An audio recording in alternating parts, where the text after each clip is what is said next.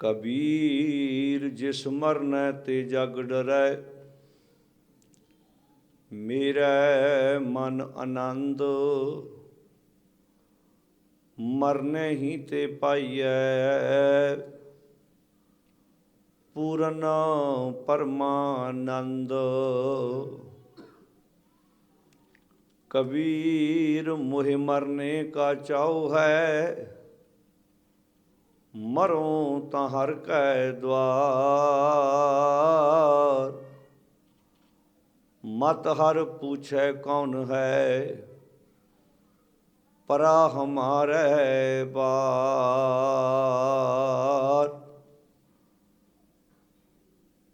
कबीर मोहे मरने का चाऊ है, मरो ता हर कै द्वार।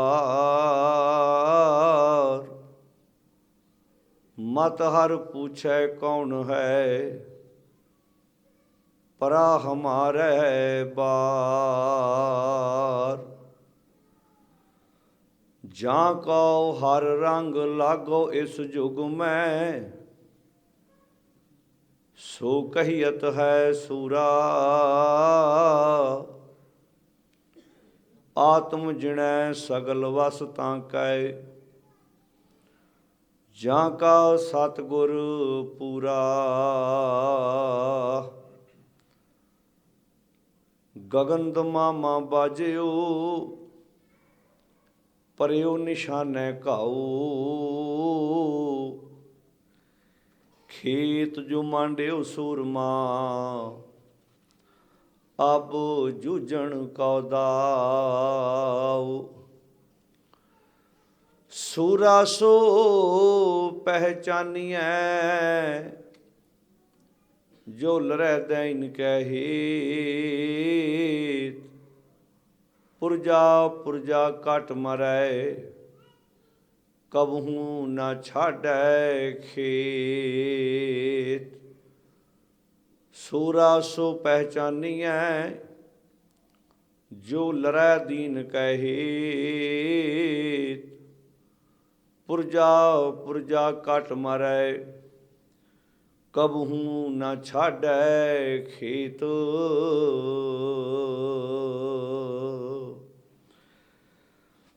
परम सन्मानयोग गुरु प्यारी साध संगत जीओ, कलगीधर पातशाह धन गुरु गोबिंद सिंह महाराज, तिन्हां दे लखते जिगर चार साहबजादे, माता गुजर कौर जी, भाई संगत सिंह जी, भाई जीवन सिंह जी ਅਤੇ अनेकां गुरु के प्यारे सिख भाई बचित्र सिंह जी, जिन्हां ने 1704 तो लैके जिन्हां ने हिस्टरी पढ़ी है, जिन्होंने पता है कि 1704 ये जिहड़ा पोह दा महीना 6 ਅਤੇ 7 पोह की रात आखिरी सी। 6 पोह की आखिरी रात, 7 पोह जदों आरंभ होंदा है, जदों गुरु गोबिंद सिंह महाराज आखिरी रात आनंदपुर साहब की धरती ते गुजारते हैं।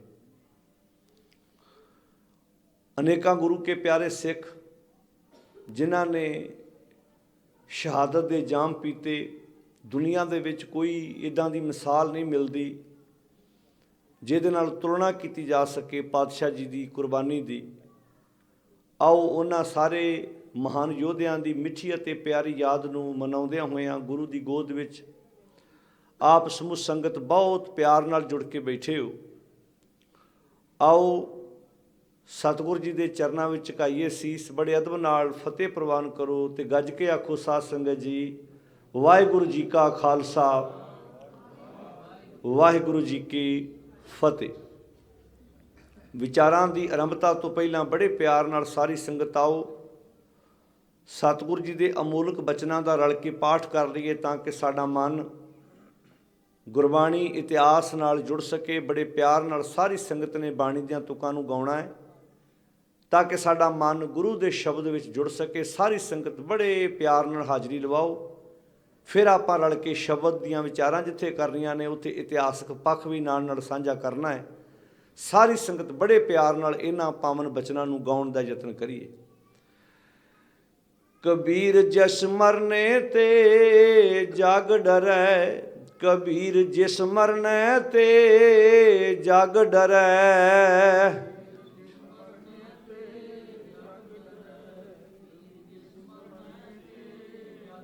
ਸਾਰਿਆਂ ਨੂੰ ਬੇਨਤੀ ਹੈ ਜੀ, ਬਾਣੀ ਰਲ ਕੇ ਗਾਓ। ਬਾਣੀ ਪੜ੍ਹਨ ਲੱਗਿਆਂ ਸੰਗਿਆ ਨਾ ਕਰੋ ਸਾਧ ਸੰਗਤ ਜੀ। ਆਪਾਂ ਜਿਸ ਮਹਾਨ ਪਰਉਪਕਾਰੀ ਸਤਿਗੁਰ ਦੇ ਪਰਿਵਾਰ ਦੀ ਯਾਦ ਵਿੱਚ ਬੈਠੇ ਹਾਂ, ਬਾਣੀ ਪਾਉਣ ਲੱਗਿਆਂ ਬਿਲਕੁਲ ਝਿਜਕਣਾ ਨਹੀਂ ਚਾਹੀਦਾ। ਅਸੀਂ ਦੁਨਿਆਵੀ ਕੋਈ ਕੰਮਕਾਰ ਕਰਦੇ ਹਾਂ ਉਦੋਂ ਸਾਨੂੰ ਕੋਈ ਸੰਗ ਨਹੀਂ ਆਉਂਦੀ, ਪਰ ਜਦੋਂ ਅਸੀਂ ਗੁਰਦੁਆਰੇ ਆਉਂਦੇ ਹਾਂ ਜਾਂ ਬਾਣੀ ਦਾ ਪਾਠ ਕਰਦੇ ਹਾਂ ਉਦੋਂ ਸਾਨੂੰ ਝਿਜਕ ਆ ਜਾਂਦੀ ਹੈ। ਨੌਵੇਂ ਪਾਤਸ਼ਾਹ ਦਾ ਵਾਕ ਹੈ, ਪਾਪ ਕਰਤ ਸੁਖਚਿਓ ਨਹੀਂ। ਬੰਦੇ ਨੂੰ ਸੰਗਣਾ ਤੇ ਚਾਹੀਦਾ ਮਾੜਾ ਕੰਮ ਕਰ ਲੱਗਿਆ, ਚੰਗਾ ਕੰਮ ਕਰ ਲੱਗਿਆ ਕਾਹਦੀ ਸੰਗ, ਪਰ ਕੰਮ ਉਲਟਾ ਹੋ ਰਿਹਾ ਅੱਜ। ਜੇ ਕੋਈ ਚੰਗਾ ਕੰਮ ਕਰਦਾ ਉਦੋਂ ਬੰਦੇ ਨੂੰ ਸੰਗ ਆਉਂਦੀ ਹੈ, ਜਦੋਂ ਕੋਈ ਮਾੜਾ ਕੰਮ ਕਰਦਾ ਉਦੋਂ ਸੰਗ ਬਿਲਕੁਲ ਨਹੀਂ ਆਉਂਦੀ। ਪਾਪ ਕਰਤ ਸੁਖਚਿਓ ਨਹੀਂ, ਨਹ ਗਰਭ ਨਿਵਾਰਿਓ। ਪਾਪ ਕਰ ਲੱਗਿਆ, ਮਾੜਾ ਕੰਮ ਕਰ ਲੱਗਿਆ, ਮਾੜਾ ਸੋਚਣ ਲੱਗਿਆ ਤੇ ਮਾੜਾ ਕਰ ਲੱਗਿਆ ਇਨਸਾਨ ਨੂੰ ਕਦੀ ਵੀ ਸੰਗ ਨਹੀਂ ਆਉਂਦੀ। ਚੰਗਾ ਸੋਚਣ ਲੱਗਿਆ ਵੀ ਤੇ ਚੰਗਾ ਕੰਮ ਕਰਨ ਲੱਗਿਆ ਵੀ ਬੰਦੇ ਨੂੰ ਸੰਗ ਆਉਂਦੀ ਹੈ, ਸ਼ਰਮ ਆ ਜਾਂਦੀ ਹੈ, ਪਰ ਜਿਹੜਾ ਹੋਣਾ ਨਹੀਂ ਸੀ ਚਾਹੀਦਾ। ਸਾਰੇ ਪੜ੍ਹੋ ਇੱਕ ਵਾਰ ਰਲ ਕੇ। ਸੂਰਾ ਸੋ ਪਹਿਚਾਨੀਐ, ਸੂਰਾ ਸੋ ਪਹਿਚਾਨੀਐ। ਸਾਰੇ ਕਿਰਪਾ ਕਰੋ, ਸਾਰੇ ਭੈਣੋ ਤੁਹਾਡੀ ਆਵਾਜ਼ ਘੱਟ ਆ ਰਹੀ ਹੈ, ਖੁੱਲ੍ਹ ਕੇ ਬਾਣੀ ਪੜ੍ਹੋ ਸਾਰੇ। ਸੂਰਾ ਸੋ ਪਹਿਚਾਨੀਐ, ਸੂਰਾ ਸੋ ਪਹਿਚਾਨੀਐ। ਵਾਹ ਵਾਹ। ਜੋ ਲਰੈ ਦੀਨ ਕੈ ਹੇਤ, ਜੋ ਲਰੈ ਦੀਨ ਕੈ ਹੇਤ।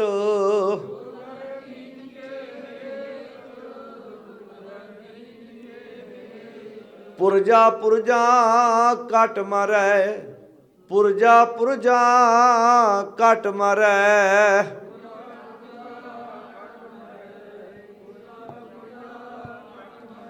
ਕਬਹੂ ਨਾ ਛਾੜੈ ਖੇਤ, ਕਬਹੂ ਨਾ ਛਾੜੈ ਖੇਤ।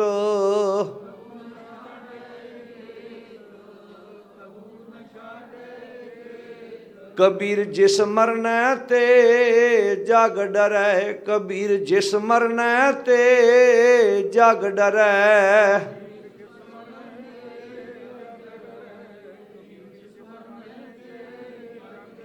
ਮੇਰੇ ਮਨ ਆਨੰਦ, ਮੇਰੇ ਮਨ ਆਨੰਦ।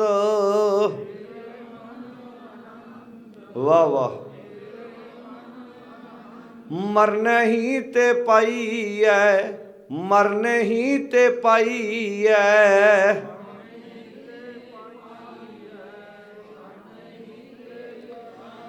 ਪੂਰਨ ਪਰਮਾਨੰਦ, ਪੂਰਨ ਪਰਮਾਨੰਦ।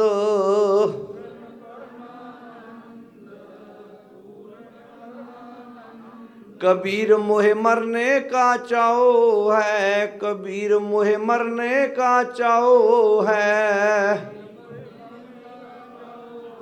वाह वाह। मरो तो हर कै द्वार, मरो तो हर कै द्वार।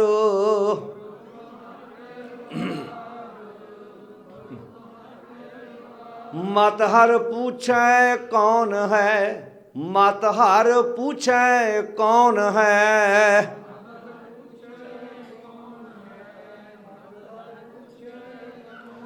परा हमारे बार, परा हमारे बार।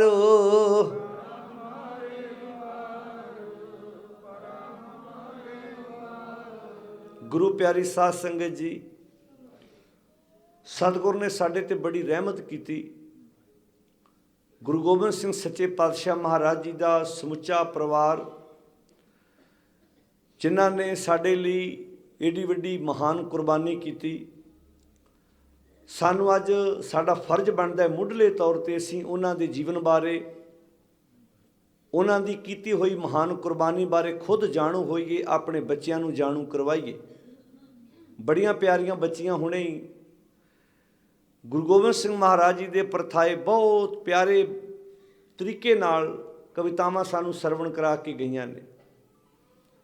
अज लोड़ है सानू पातशाह जी दा वो जज्बा ਜਿਹਦੀ ਮਿਸਾਲ ਪੂਰੀ ਦੁਨੀਆ ਤੇ ਨਹੀਂ ਮਿਲਦੀ। ਗੁਰੂ ਗੋਬਿੰਦ ਸਿੰਘ ਮਹਾਰਾਜ ਜੀ ਦਾ ਸਮੁੱਚਾ ਜੀਵਨ, ਜਿਹਦੀ ਉਦਾਹਰਨ ਵੀ ਜੇ ਦੇਣੀ ਹੋਵੇ ਤਾਂ ਸਮਾਜ ਵਿੱਚ ਕੋਈ ਐਗਜ਼ਾਮਪਲ ਉਹਦੇ ਬਰਾਬਰ ਦੀ ਨਹੀਂ ਹੈ। ਪਾਤਸ਼ਾਹ ਜੀ ਦੀ 42 ਤੋਂ 43 ਸਾਲ ਦੀ ਏਜ ਬਣਦੀ ਹੈ ਸਾਰੀ। 14 ਜੰਗਾਂ ਪਾਤਸ਼ਾਹ ਜੀ ਨੇ ਆਪਣੇ ਜੀਵਨ ਕਾਲ ਦੇ ਵਿੱਚ ਲੜੀਆਂ ਨੇ, ਜਿਨ੍ਹਾਂ ਵਿੱਚੋਂ ਸਭ ਤੋਂ ਜਿਹੜੀ ਮੇਨ ਜੰਗ ਹੈ ਜਿਹਦਾ ਜ਼ਿਕਰ ਅਸੀਂ ਅਕਸਰ ਕਰਦੇ ਹਾਂ, ਸਰਸਾ ਨਦੀ ਦੇ ਕੰਢੇ ਤੇ ਹੋਇਆ ਭਿਅੰਕਰ ਉਹ ਜੰਗ। ਉਸ ਤੋਂ ਬਾਅਦ ਜਿਹੜੀ ਚਮਕੌਰ ਸਾਹਿਬ ਦੀ ਜੰਗ, ਜਿਨ੍ਹਾਂ ਨੇ ਤੁਹਾਡੇ ਵਿੱਚੋਂ ਹਿਸਟਰੀ ਪੜ੍ਹੀ ਹੋਏਗੀ, ਅਨੰਦਪੁਰ ਸਾਹਿਬ ਦੀ ਧਰਤੀ ਨੂੰ ਲਗਾਤਾਰ 6 ਤੋਂ 7 ਮਹੀਨੇ ਘੇਰਾ ਪਿਆ ਰਿਹਾ। ਇੰਜ ਕਹਿ ਸਕਦੇ ਹਾਂ ਕਿ ਅਨੰਦਪੁਰ ਸਾਹਿਬ ਦੇ ਜਿਹੜੇ ਵਸਣ ਵਾਲੇ ਉੱਥੇ ਸਿੱਖ ਨੇ, ਬੀਬੀਆਂ ਨੇ, ਉਹਨਾਂ ਦਾ ਲਿੰਕ ਬਾਕੀ ਲੋਕਾਂ ਨਾਲੋਂ 6-7 ਮਹੀਨੇ ਟੁੱਟਾ ਰਿਹਾ। ਰਾਸ਼ਨ ਪਾਣੀ, ਬਾਹਰ ਦੇ ਲੋਕਾਂ ਨਾਲ ਕੋਈ ਸੰਪਰਕ ਨਹੀਂ ਹੈ, ਕਿਉਂਕਿ ਹਿੰਦੂ ਪਹਾੜੀ ਰਾਜੇ ਜਿਹੜੇ ਅਨੰਦਪੁਰ ਸਾਹਿਬ ਨੂੰ ਘੇਰਾ ਪਾ ਕੇ ਬੈਠੇ ਹੋਏ ਨੇ। ਨਾ ਬਾਹਰਲੇ ਬਾਕੀ ਪੰਜਾਬ ਦੇ ਸਿੱਖਾਂ ਨੂੰ ਅਨੰਦਪੁਰ ਸਾਹਿਬ ਜਾਣ ਦੀ ਆਗਿਆ ਹੈ, ਨਾ ਅਨੰਦਪੁਰ ਸਾਹਿਬ ਦੇ ਵਿੱਚ ਵਸਣ ਵਾਲਿਆਂ ਨੂੰ ਬਾਹਰ ਆਉਣ ਦੀ ਆਗਿਆ ਹੈ। ਹੁਣ ਮੰਨ ਲਓ ਇੱਕ ਵਾਰੀ ਆਪਣੀ ਸੁਰਤ ਨੂੰ ਉਸ ਜਗ੍ਹਾ 'ਤੇ ਲੈ ਕੇ ਜਾਇਓ, ਤੁਸੀਂ ਕਿਸੇ ਸ਼ਹਿਰ ਵਿੱਚ ਕੈਦ ਹੋ, ਬਾਹਰ ਦਾ ਤੁਹਾਡੇ ਨਾਲ ਲੋਕਾਂ ਦਾ ਲਿੰਕ ਟੁੱਟ ਜਾਏ, ਨਾ ਪਾਣੀ ਦੀ ਸਪਲਾਈ, ਨਾ ਰਾਸ਼ਨ ਦੀ ਸਪਲਾਈ। ਜਿੰਨਾ ਕੁ ਰਾਸ਼ਨ ਅੰਦਰ ਜਮ੍ਹਾਂ ਸੀ ਉਹ ਮੁੱਕਣ ਤੋਂ ਬਾਅਦ ਦਰਖਤਾਂ ਦੇ ਪੱਤੇ ਤੱਕ ਉਹਨਾਂ ਦੇ ਛਿਲਕੇ ਪੀ ਪੀ ਕੇ ਉਹਦਾ ਵੀ ਆਹਾਰ ਕੀਤਾ ਗਿਆ। 6-7 ਮਹੀਨੇ ਸਾਰਾ ਕੁਝ ਬੀਤਣ ਤੋਂ ਬਾਅਦ ਹੁਣ ਗੱਲ ਬੜੀ ਵੱਡੀ ਸੀ। ਹਿੰਦੂ ਪਹਾੜੀ ਰਾਜੇ ਪਿੱਛੇ ਮੂੰਹ ਵਿਖਾਉਣਾ ਚਾਹੁੰਦੇ ਸੀ, ਜਿਹੜੀਆਂ ਬਾਕੀ ਫੌਜਾਂ ਸਨ ਮੁਗਲਾਂ ਦੀਆਂ ਉਹ ਵੀ ਮੂੰਹ ਵਿਖਾਉਣਾ ਚਾਹੁੰਦੀਆਂ ਸੀ ਵੀ ਇੰਨਾ ਲੰਬਾ ਘੇਰਾ ਪੈਣ ਤੋਂ ਬਾਅਦ ਤੁਸੀਂ ਗੁਰੂ ਗੋਬਿੰਦ ਸਿੰਘ ਮਹਾਰਾਜ ਨੂੰ ਫੜ ਨਹੀਂ ਸਕੇ। 6-7 ਮਹੀਨੇ ਘੇਰਾ ਪੈਣ ਤੋਂ ਬਾਅਦ ਵੀ ਜਜ਼ਬੇ ਨੂੰ ਸਲਾਮ ਹੈ ਗੁਰੂ ਪਾਤਸ਼ਾਹ ਜੀ ਦੇ ਨੂੰ। ਉਹਨਾਂ ਨੇ ਕਿਹਾ ਮਹਾਰਾਜ ਇੱਕ ਵਾਰੀ ਅਨੰਦਪੁਰ ਸਾਹਿਬ ਦਾ ਕਿਲ੍ਹਾ ਖਾਲੀ ਕਰ ਦਿਓ, ਕਮ ਸੇ ਕਮ ਅਸੀਂ ਲੋਕਾਂ ਦੇ ਮੂੰਹ ਵਿਖਾਉਣ ਜੋਗੇ ਹੋਵਾਂਗੇ ਕਿ ਅਸੀਂ ਪਾਤਸ਼ਾਹ ਕੋਲੋਂ ਕਿਲ੍ਹਾ ਖਾਲੀ ਕਰਾ ਲਿਆ। ਅਸੀਂ ਕਸਮਾਂ ਖਾਂਦੇ ਹਾਂ, ਅਸੀਂ ਰਾਹ ਖਾਲੀ ਕਰ ਦੇਵਾਂਗੇ, ਤੁਹਾਨੂੰ ਜਾਣ ਦੇਵਾਂਗੇ, ਤੁਸੀਂ ਇੱਥੋਂ ਚਲੇ ਜਾਓ, ਕਿਸੇ ਸਿੱਖ ਦਾ ਕੋਈ ਨੁਕਸਾਨ ਨਹੀਂ ਕਰਾਂਗੇ, ਤੁਸੀਂ ਬੇਸ਼ੱਕ ਬਾਅਦ ਵਿੱਚ ਫਿਰ ਅਨੰਦਪੁਰ ਸਾਹਿਬ ਆ ਜਾਣਾ, ਪਰ ਇੱਕ ਵਾਰ ਖਾਲੀ ਕਰ ਦਿਓ। ਕਮ ਸੇ ਕਮ ਇੱਕ ਤਾਂ ਔਰੰਗਜ਼ੇਬ ਨੂੰ ਅਸੀਂ ਜਵਾਬਦੇਹ ਹੋਵਾਂਗੇ, ਦੂਜਾ ਆਮ ਲੋਕਾਂ ਵਿੱਚ ਸਾਡਾ ਥੋੜ੍ਹਾ ਬਹੁਤਾ ਪ੍ਰਭਾਵ ਬਣਿਆ ਰਹੇਗਾ। ਕਸਮਾਂ ਖਾਧੀਆਂ ਗਈਆਂ ਹਿੰਦੂ ਪਹਾੜੀ ਰਾਜਿਆਂ ਵੱਲੋਂ ਗਊ ਦੀਆਂ, ਕਿਉਂਕਿ ਉਹ ਗਊ ਨੂੰ ਬਹੁਤ ਪਵਿੱਤਰ ਮੰਨਦੇ ਨੇ। ਉਹਨਾਂ ਗਊ ਦੀਆਂ ਆਟੇ ਦੀਆਂ ਗਊਆਂ ਬਣਾ ਕੇ ਉਹਦੀ ਕਸਮ ਖਾਧੀ ਕਿ ਅਸੀਂ ਪ੍ਰਣ ਕਰਦੇ ਹਾਂ, ਅਸੀਂ ਕਸਮ ਖਾਂਦੇ ਹਾਂ, ਅਸੀਂ ਕੁਝ ਨਹੀਂ ਕਰਾਂਗੇ। ਕੁਰਾਨ ਦੀਆਂ ਕਸਮਾਂ ਖਾਧੀਆਂ ਗਈਆਂ ਮੁਗਲਾਂ ਦੀਆਂ ਫੌਜਾਂ ਵੱਲੋਂ, ਪਰ ਕਸਮਾਂ ਖਾਣ ਤੋਂ ਬਾਅਦ ਵੀ ਉਹ ਆਪਣੀਆਂ ਕਸਮਾਂ 'ਤੇ ਪੱਕੇ ਨਾ ਰਹੇ। ਇਹ ਘਟਨਾ ਦੇ ਨਾਲ ਹੋਰ ਜੁੜੀ ਹੈ ਜਿਹੜੀ ਬਿਦਾਵਾ ਲਿਖਣ ਵਾਲੀ ਹੈ, ਇਸ ਗੱਲ ਨੂੰ ਜ਼ਰੂਰੀ ਸਮਝਣਾ। ਹੁਣ ਬਿਦਾਵੇ ਵਾਲੀ ਘਟਨਾ ਸਾਡੇ ਤੱਕ ਪਹੁੰਚਦੀ ਹੈ, ਇਹਦੇ 'ਚ ਕੋਈ ਸ਼ੱਕ ਨਹੀਂ ਹੈ। ਬਿਦਾਵਾ ਅਨੰਦਪੁਰ ਸਾਹਿਬ ਨਹੀਂ ਦਿੱਤਾ ਗਿਆ। ਹੁਣ ਜਿਹੜਾ ਸਿੱਖ ਖੰਨੀ ਖੰਨੀ ਰੋਟੀ 'ਤੇ ਗੁਜ਼ਾਰਾ ਕਰ ਸਕਦਾ, ਇੱਕ ਵਾਰੀ ਆਪਣੇ ਆਪ ਨੂੰ ਕਦੀ ਸੋਚ ਕੇ ਵੇਖਣਾ। ਇਤਿਹਾਸ ਲਿਖਿਆ ਗੈਰਾਂ ਨੇ, ਸਾਡੇ ਤੱਕ ਪਹੁੰਚਦਿਆਂ ਪਹੁੰਚਦਿਆਂ ਉਹ 'ਚ ਇੰਨੀ ਰਲਗੱਡ ਹੋ ਗਈ ਹੈ ਜਿਹੜਾ ਅਸਲੀ ਤਾਤੋਂ ਮਾਰ ਦਿੱਤਾ ਗਿਆ। ਇੱਥੇ ਤਾਂ ਗੁਰੂ ਸਾਹਿਬ ਖੁਦ ਸਿੱਖਾਂ ਦੇ ਨਾਲ ਨੇ, ਸਰੀਰਕ ਤੌਰ 'ਤੇ ਵੀ ਨਾਲ ਨੇ। ਇੱਥੇ ਤਾਂ ਫਰਕਸ਼ੀਅਰ ਬਾਦਸ਼ਾਹ ਦੀ ਜੇਲ੍ਹ ਦੇ ਵਿੱਚ ਸਿੱਖ ਕੈਦ ਵਿੱਚ ਹੋਵੇ, ਉੱਥੇ ਅਗਲੇ ਭੁੱਖੇ ਸਿੱਖਾਂ ਨੂੰ ਕੋਈ ਰੋਟੀ ਇੱਦਾਂ ਦੇਵੇ ਤੇ ਉਹ ਵੀ ਰੋਟੀ ਵੰਡ ਕੇ ਛਕਣ ਦੀ ਭਾਵਨਾ ਰੱਖਦੇ ਹੋਣ। ਜਿੱਥੇ ਮੀਰ ਮਨੂ ਦੀ ਜੇਲ੍ਹ 'ਚ ਖੰਨੀ ਖੰਨੀ ਰੋਟੀ ਤੇ ਬੀਬੀਆਂ ਨੂੰ ਗੁਜ਼ਾਰਾ ਕਰਨਾ ਪਿਆ ਹੋਵੇ, ਉੱਥੇ ਵੀ ਉਹ ਆਪਣੇ ਸਦਕ ਨੂੰ, ਆਪਣੇ ਭਰੋਸੇ ਨੂੰ ਨਾ ਡਲਾਉਣ। ਤੇ ਸੋਚ ਕੇ ਵੇਖੋ ਜਿਹੜੇ ਅਨੰਦਪੁਰ ਸਾਹਿਬ ਗੁਰੂ ਸਾਹਿਬ ਜੀ ਦੇ ਨਾਲ ਸਿੱਖ ਹੋਣਗੇ, ਉਹ ਇੰਨੀ ਗੱਲ 'ਤੇ ਲਿਖ ਕੇ ਦੇ ਦੇਣਗੇ ਕਿ ਮਹਾਰਾਜ ਸਾਡੇ ਕੋਲ ਭੁੱਖ ਨਹੀਂ ਜਰੀ ਜਾਂਦੀ।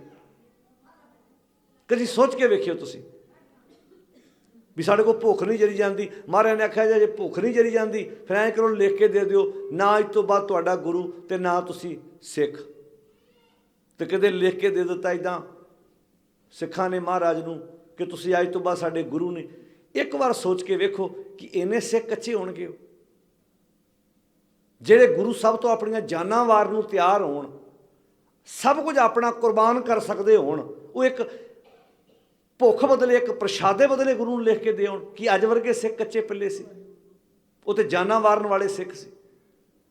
ਪਰ ਸਾਡੇ ਤੱਕ ਇਤਿਹਾਸ ਪਹੁੰਚਦਿਆਂ ਪਹੁੰਚਦਿਆਂ ਬਹੁਤ ਕੁਝ ਰਲ ਗੱਡ ਹੋਇਆ ਹੈ, ਅਸਲੀ ਤੱਤ ਵਿੱਚੋਂ ਮਾਰ ਦਿੱਤਾ ਗਿਆ ਹੈ।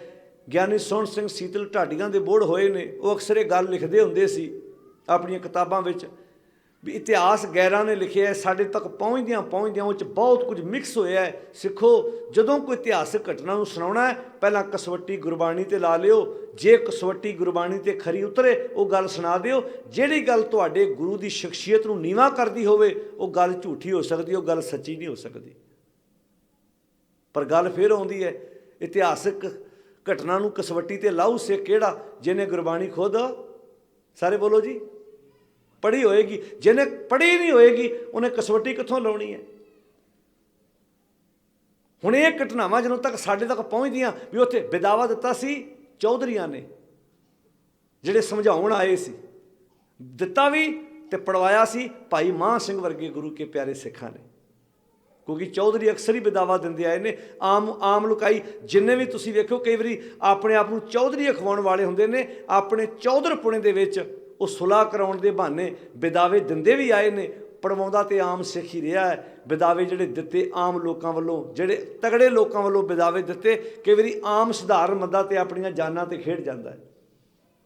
ਤੋ ਇਸ ਗੱਲ ਨੂੰ ਸਮਝਣਾ ਬਹੁਤ ਜ਼ਰੂਰੀ ਹੈ। ਉਹ ਬੜੀਆਂ ਸਾਡੇ ਤੱਕ ਪਹੁੰਚਦਿਆਂ ਪਹੁੰਚਦਿਆਂ ਘਟਨਾਵਾਂ ਕਿ ਗੁਰੂ ਸਾਹਿਬ ਜੀ ਨੇ ਉਹ ਚਿੱਠੀ ਨਾਲ ਰੱਖੀ, ਫਿਰ ਉਹ ਗੁਰੂ ਸਾਹਿਬ ਜੀ ਨੇ ਉਹ ਚਿੱਠੀ ਪਾੜ ਦਿੱਤੀ। ਇਹਨਾਂ ਗੱਲਾਂ ਨੂੰ ਸਮਝਣਾ ਬੜਾ ਜ਼ਰੂਰੀ ਹੈ ਕਿ ਗੁਰੂ ਪਾਤਸ਼ਾਹ ਜੀ ਦੀਆਂ, ਸਾਡਾ ਮੰਨਣਾ ਇਹ ਹੈ ਕਿ ਗੁਰੂ ਪਾਤਸ਼ਾਹ ਜੀ ਦੀ ਬਖਸ਼ਿਸ਼ ਦੇ ਪਾਤਰ ਬਣਨ ਵਾਲਾ ਸਿੱਖ ਗੁਰੂ ਦੇ ਇੱਕ ਇੱਕ ਹੁਕਮ ਦੀ ਪਾਲਣਾ ਕਰਦਿਆਂ ਹੋਇਆ ਆਪਣੀਆਂ ਜਾਨਾਂ ਕੁਰਬਾਨ ਕਰ ਗਏ। ਉਹ ਸਿੱਖ ਅਨੰਦਪੁਰ ਸਾਹਿਬ ਨੂੰ ਲਗਾਤਾਰ 6-7 ਮਹੀਨੇ ਘੇਰਾ ਪੈਣ ਤੋਂ ਬਾਅਦ ਕਸਮਾਂ ਖਾਧੀਆਂ ਗਊਆਂ ਦੀਆਂ, ਕੁਰਾਨ ਦੀਆਂ ਕਸਮਾਂ ਖਾਣ ਤੋਂ ਬਾਅਦ ਪਾਤਸ਼ਾਹ ਜੀ ਨੇ ਅਨੰਦਪੁਰ ਸਾਹਿਬ ਦਾ ਕਿਲ੍ਹਾ ਖਾਲੀ ਕਰਨ ਤੋਂ ਪਹਿਲਾਂ ਇੱਕ ਖੇਡ ਵੀ ਖੇਡੀ।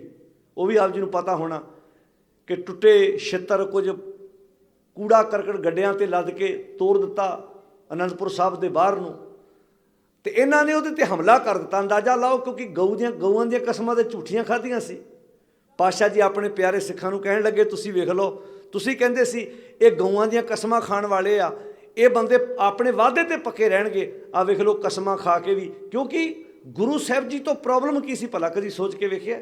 ਨਾ ਤੇ ਮਹਾਰਾਜ ਕਿਸੇ ਦੀ ਜਗ੍ਹਾ ਮਲ ਕੇ ਬੈਠੇ ਆ, ਨਾ ਕਿਸੇ ਦੀ ਜ਼ਮੀਨ ਮਲ ਕੇ ਬੈਠੇ ਆ, ਨਾ ਕਿਸੇ ਨਾਲ ਧੱਕਾ ਕਰ ਰਿਹਾ। ਜਿਹੜੀ ਜ਼ਮੀਨ 'ਤੇ ਅਨੰਦਪੁਰ ਸਾਹਿਬ ਵਸਿਆ ਹੈ, ਇਹ ਕਹਿਲੂਰ ਰਿਆਸਤ ਦਾ ਰਾਜਾ ਜਿਹੜਾ ਭੀਮ ਚੰਦ ਸੀ, ਮਾਖੋਵਾਲ ਦੀ ਜ਼ਮੀਨ ਖਰੀਦ ਕੇ ਇੱਥੇ ਗੁਰੂ ਸਾਹਿਬ ਜੀ ਨੇ ਚੱਕ ਨਾਨਕੀ ਵਸਾਇਆ ਸੀ, ਜਿਹਨੂੰ ਬਾਅਦ ਵਿੱਚ ਆਪਾਂ ਅੱਜ ਅਨੰਦਪੁਰ ਸਾਹਿਬ ਕਹਿੰਦੇ ਹਾਂ। ਇਹਦਾ ਪਹਿਲਾ ਨਾਮ ਚੱਕ ਨਾਨਕੀ ਸੀ। ਪਾਤਸ਼ਾਹ ਜੀ ਕਿਸੇ ਦੇ ਕੋਲੋਂ ਜ਼ਮੀਨ ਮਲ ਕੇ ਨਹੀਂ ਬੈਠੇ, ਆਪਣੇ ਹੱਥਾਂ ਦੇ ਨਾਲ ਸਿੱਖਾਂ ਦੀ ਦਸਵੰਧੀ ਕਮਾਈ ਦੇ ਨਾਲ ਅਨੰਦਪੁਰ ਸਾਹਿਬ ਕਿਲ੍ਹਾ ਵਸਾਇਆ ਹੋਵੇ, ਉਹ ਸ਼ਹਿਰ ਵਸਾਇਆ ਹੋਵੇ, ਫਿਰ ਵੀ ਕੀ ਪ੍ਰੋਬਲਮ ਹੈ? ਪ੍ਰੋਬਲਮ ਕੀ ਸੀ? ਹਿੰਦੂ ਪਹਾੜੀ ਰਾਜਿਆਂ ਨੂੰ, ਮੁਗਲਾਂ ਨੂੰ ਕੀ ਪ੍ਰੋਬਲਮ ਸੀ? ਮੁਗਲ ਜ਼ਮੀਨਾਂ 'ਤੇ ਰਾਜ ਕਰਨਾ ਚਾਹੁੰਦੇ ਸੀ। ਜਿਹੜੇ ਹਿੰਦੂ ਪਹਾੜੀ ਰਾਜੇ ਸੀ ਉਹਨਾਂ ਦੇ ਨਾਲ ਪ੍ਰੇਮੇ ਪ੍ਰੋਥ ਵਰਗੇ 24 ਘੰਟੇ ਉਹਨਾਂ ਦੇ ਕੰਨ ਭਰਦੇ ਸੀ। ਜੇ ਪਾਤਸ਼ਾਹ ਦਾ ਰਾਜ ਭਾਗ ਕਾਇਮ ਹੋ ਗਿਆ, ਸੋਚ ਕੇ ਵੇਖੋ, ਤੁਹਾਡੀ ਪ੍ਰਭਤਾ ਖਤਮ ਹੋ ਜਾਣੀ ਹੈ। ਇਹ ਤਾਂ ਆਮ ਦਲਿਤ ਲੋਕਾਂ ਨੂੰ ਵੀ ਲੰਗਰਾਂ 'ਚ ਪ੍ਰਸ਼ਾਦਾ ਛਕਾਈ ਜਾਂਦੇ। ਅੱਜ ਸੋਚਣ ਵਾਲੀ ਗੱਲ ਹੈ, ਆਪਾਂ ਅੱਜ ਪੰਗਤ ਵਿੱਚ ਬੈਠੇ ਹਾਂ, ਅੱਜ ਆਪਾਂ ਸੰਗਤ ਵਿੱਚ ਬੈਠੇ ਹਾਂ, ਅੱਜ ਸਾਡੇ ਲਈ ਆਮ ਗੱਲਾਂ ਨੇ। ਕਦੀ ਅਮੀਰ ਬੰਦੇ ਦੇ ਲਾਗੇ ਆਮ ਬੰਦੇ ਨੂੰ ਬੈਠਣ ਦੀ ਵੀ ਆਗਿਆ ਨਹੀਂ ਸੀ। ਉਹਨੂੰ ਕਹਿੰਦੇ ਸੀ ਤੇਰੇ ਮੇਰੇ ਲਾਗੇ ਬਹਿਣ ਨਾਲ ਭਿੱਟਿਆ ਜਾ ਸਕਦਾ ਮੈਂ, ਤੂੰ ਮੇਰੇ ਤੋਂ ਪਰਾਂ ਹੋ ਜਾ। ਪਾਤਸ਼ਾਹ ਜੀ ਨੇ ਇੱਕੇ ਬਾਟੇ 'ਚੋਂ ਖੰਡੀ ਦੀ ਪੌਲ ਛਕਾਈ। ਪਾਤਸ਼ਾਹ ਜੀ ਨੇ ਇੱਕ ਪੰਗਤ ਦਿੱਤੀ, ਇੱਕ ਸੰਗਤ ਦਿੱਤੀ, ਇੱਕ ਥਾਂ 'ਤੇ ਪਿਆਰ ਦਿੱਤਾ ਕਿ ਆਓ ਭਾਈ ਆਪਾਂ ਇੱਕ ਥਾਂ 'ਤੇ ਇਕੱਠੇ ਹਾਂ, ਆਪਣੇ 'ਚ ਕੋਈ ਫਰਕ ਨਹੀਂ। ਆਪ ਜੀ ਨੂੰ ਪਤਾ ਹੋਏਗਾ ਕਿ ਇਸ ਘਟਨਾ ਨੂੰ ਸਮਝਣਾ ਬਹੁਤ ਜ਼ਰੂਰੀ ਹੈ ਕਿ ਗੁਰੂ ਪਾਤਸ਼ਾਹ ਜੀ ਨੇ ਕਿੱਦਾਂ ਆਪਣਾ ਆਪ ਸਭ ਕੁਝ ਸਿੱਖਾਂ ਤੋਂ ਕੁਰਬਾਨ ਕੀਤਾ। ਅਨੰਦਪੁਰ ਸਾਹਿਬ ਦਾ ਕਿਲ੍ਹਾ ਛੱਡਿਆ ਜਾਂਦਾ 6 ਪੋਹ ਦੀ ਰਾਤ ਨੂੰ। ਸਰਸਾ ਨਦੀ ਦੇ ਕੰਢੇ 'ਤੇ ਆਣ ਕੇ ਬੜਾ ਭਿਅੰਕਰ ਜੰਗ ਹੁੰਦਾ ਹੈ, ਜਿੱਥੇ ਭਾਈ ਜੀਵਨ ਸਿੰਘ, ਜਿਸ ਨੂੰ ਅਸੀਂ ਰੰਗਰੇਟਾ ਗੁਰੂ ਕਾ ਬੇਟਾ ਕਹਿੰਦੇ ਹਾਂ, ਬੜੀ ਜੋਸ਼ ਦੇ ਨਾਲ ਛਾਤੀ ਅੱਗੇ ਡਾਹ ਕੇ ਜੋਸ਼ ਦੇ ਨਾਲ ਇਸ ਮੈਦਾਨੇ ਜੰਗ ਦੇ ਵਿੱਚ ਉਹਨੇ ਭਾਗ ਲਿਆ। ਇਸ ਜੰਗ ਦੇ ਵਿੱਚ ਹੀ ਭਾਈ ਬਚਿੱਤਰ ਸਿੰਘ ਕਾਫੀ ਹੱਦ ਤੱਕ ਜ਼ਖਮੀ ਹੋ ਜਾਂਦੇ ਨੇ। ਗੁਰੂ ਗੋਬਿੰਦ ਸਿੰਘ ਮਹਾਰਾਜ ਨੂੰ ਉੱਥੋਂ ਸਿੱਖ ਬਹੁਤ ਪਿਆਰੇ ਤਰੀਕੇ ਨਾਲ ਅੱਗੇ ਕੱਢਦੇ ਨੇ। ਇਹ ਉਹ ਸਿਰਸਾ ਨਦੀ ਦਾ ਕੰਢਾ ਹੈ ਜਿੱਥੇ ਪਰਿਵਾਰ ਵਿਛੋੜਾ ਹੁੰਦਾ, ਜਿੱਥੇ ਪਰਿਵਾਰ 3 ਹਿੱਸਿਆਂ ਵਿੱਚ ਵੰਡਿਆ ਜਾਂਦਾ ਹੈ। ਗੁਰੂ ਪਾਤਸ਼ਾਹ ਜੀ ਦੇ ਵੱਡੇ ਸਾਹਿਬਜ਼ਾਦੇ ਬਾਬਾ ਅਜੀਤ ਸਿੰਘ, ਬਾਬਾ ਜੁਝਾਰ ਸਿੰਘ ਅਤੇ ਨਾਲ ਪਿਆਰੇ ਸਿੱਖ ਇੱਕ ਪਾਸੇ ਹੋ ਜਾਂਦੇ ਨੇ। ਛੋਟੇ ਸਾਹਿਬਜ਼ਾਦੇ ਬਾਬਾ ਜ਼ੋਰਾਵਰ ਸਿੰਘ, ਬਾਬਾ ਫਤਿਹ ਸਿੰਘ ਇਹ ਇੱਕ ਪਾਸੇ ਹੋ ਜਾਂਦੇ ਨੇ। ਤੇ ਗੁਰੂ ਸਾਹਿਬ ਜੀ ਦੇ ਮਹਿਲ ਭਾਈ ਜਵਾਹਰ ਸਿੰਘ ਹੁਣਾਂ ਦੇ ਨਾਲ, ਕਿਉਂਕਿ ਦਿੱਲੀ ਦੇ ਵਸਨੀਕ ਸੀ, ਉਹ ਇੱਕ ਪਾਸੇ ਹੋ ਜਾਂਦੇ ਨੇ। ਤਿੰਨਾਂ ਹਿੱਸਿਆਂ ਵਿੱਚ ਗੁਰੂ ਗੋਬਿੰਦ ਸਿੰਘ ਮਹਾਰਾਜ ਜੀ ਦਾ ਪਰਿਵਾਰ ਜਿਹੜਾ ਹੈ ਉਹ ਹੋ ਜਾਂਦਾ ਹੈ। ਸਿਰਸਾ ਨਦੀ ਦੇ ਕੰਢੇ ਤੇ ਗੁਰੂ ਗੋਬਿੰਦ ਸਿੰਘ ਮਹਾਰਾਜ ਆਪਣੇ ਪਿਆਰੇ ਸਿੱਖਾਂ ਸਮੇਤ ਪਾਰ ਕਰ ਜਾਂਦੇ ਨੇ।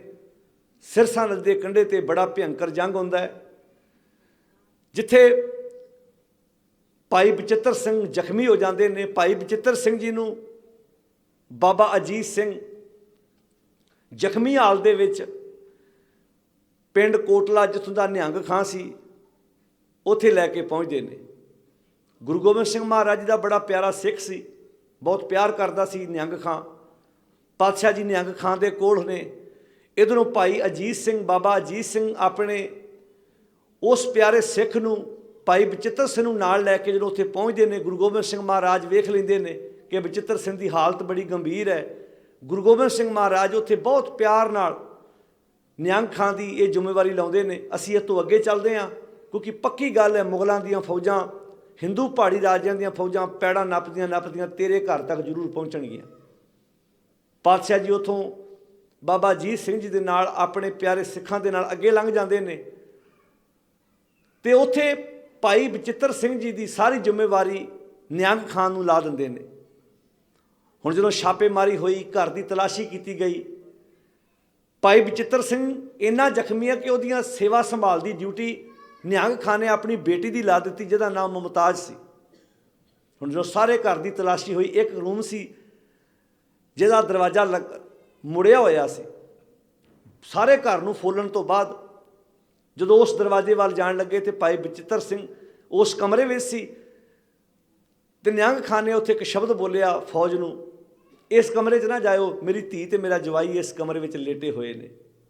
ਹੁਣ ਅੰਦਾਜ਼ਾ ਆਪੇ ਲਾ ਕੇ ਵੇਖਿਓ ਕਿੰਨਾ ਕਿਰਦਾਰ ਨਿਹੰਗ ਖਾਂ ਦਾ ਉੱਚਾ ਹੋਏਗਾ ਕਿ ਭਾਈ ਬਚਿੱਤਰ ਸਿੰਘ ਬਾਰੇ ਇਹ ਸ਼ਬਦ ਬੋਲਿਆ ਗਿਆ ਕਿ ਮੇਰੀ ਧੀ ਤੇ ਮੇਰਾ ਜਵਾਈ ਇਸ ਕਮਰੇ ਵਿੱਚ ਹੈ। ਉੱਥੇ ਮਲਮ ਪੱਟੀ ਹੋ ਰਹੀ ਸੀ ਭਾਈ ਬਚਿੱਤਰ ਸਿੰਘ ਦੀ। ਹੁਣ ਨਿਹੰਗ ਖਾਂ ਦਾ ਵੀ ਆਪਣਾ ਇੱਕ ਪ੍ਰਭਾਵ ਸੀ। ਇਹ ਸੁਣ ਕੇ ਫੌਜ ਵਾਪਸ ਮੁੜ ਗਈ, ਸਿਪਾਹੀ ਵਾਪਸ ਮੁੜ ਗਏ ਵੀ ਠੀਕ ਹੈ, ਜੋ ਕਹਿ ਰਹੇ ਨੇ ਸੱਚ ਹੋਏਗਾ। ਅਗਲੀ ਉਹ ਰਾਤ ਲੰਘੀ।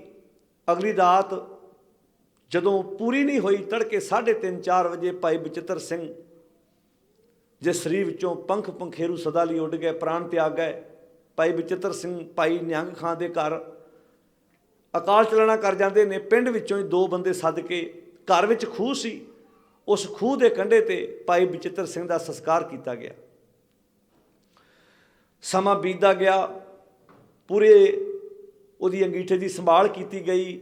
ਸਮਾਂ ਆਪਣੀ ਰਫ਼ਤਾਰ ਤੁਰਦਾ ਗਿਆ। ਮੁਮਤਾਜ਼ ਦੀ ਮੰਗਣੀ ਹੋਈ ਸੀ, ਜਿੱਥੇ ਉਹਦਾ ਨਿਕਾਹ ਹੋਣਾ ਸੀ ਨਾ, ਤੇ ਅੱਜ ਪਰਿਵਾਰ ਨੇ ਸਲਾਹ ਕੀਤੀ ਕਿ ਅਸੀਂ ਆਪਣੀ ਧੀ ਦੇ ਨਿਕਾਹ ਦੀ ਡੇਟ ਨਿਸ਼ਚਿਤ ਕਰ ਦਈਏ। ਤੇ ਮੁਮਤਾਜ਼ ਨੇ ਬੜੇ ਪਿਆਰ ਨਾਲ ਆਪਣੇ ਪਿਤਾ ਨੂੰ ਜਵਾਬ ਦਿੱਤਾ, ਪਿਤਾ ਜੀ, ਮੈਂ ਬਚਿੱਤਰ ਸਿੰਘ ਜੀ ਦੀ ਪਤਨੀ ਆ। ਮੇਰੇ ਪਿਤਾ ਨੇ ਜਦੋਂ ਕਹਿ ਦਿੱਤਾ ਮੇਰਾ ਧੀ ਜਵਾਈ ਇਸ ਕਮਰੇ, ਇਹ ਗੱਲ ਇੱਥੋਂ ਇੱਕ ਕਿਰਦਾਰ ਝਲਕਦਾ ਹੈ ਕਿ ਭਾਈ ਬਚਿੱਤਰ ਸਿੰਘ ਜੀ ਦੀ ਸੇਵਾ ਸੰਭਾਲ ਕਰਨ ਵਾਲੀ ਮੁਮਤਾਜ਼ ਦਾ ਕਿਰਦਾਰ ਕਿੱਡਾ ਉੱਚਾ ਹੋਏਗਾ।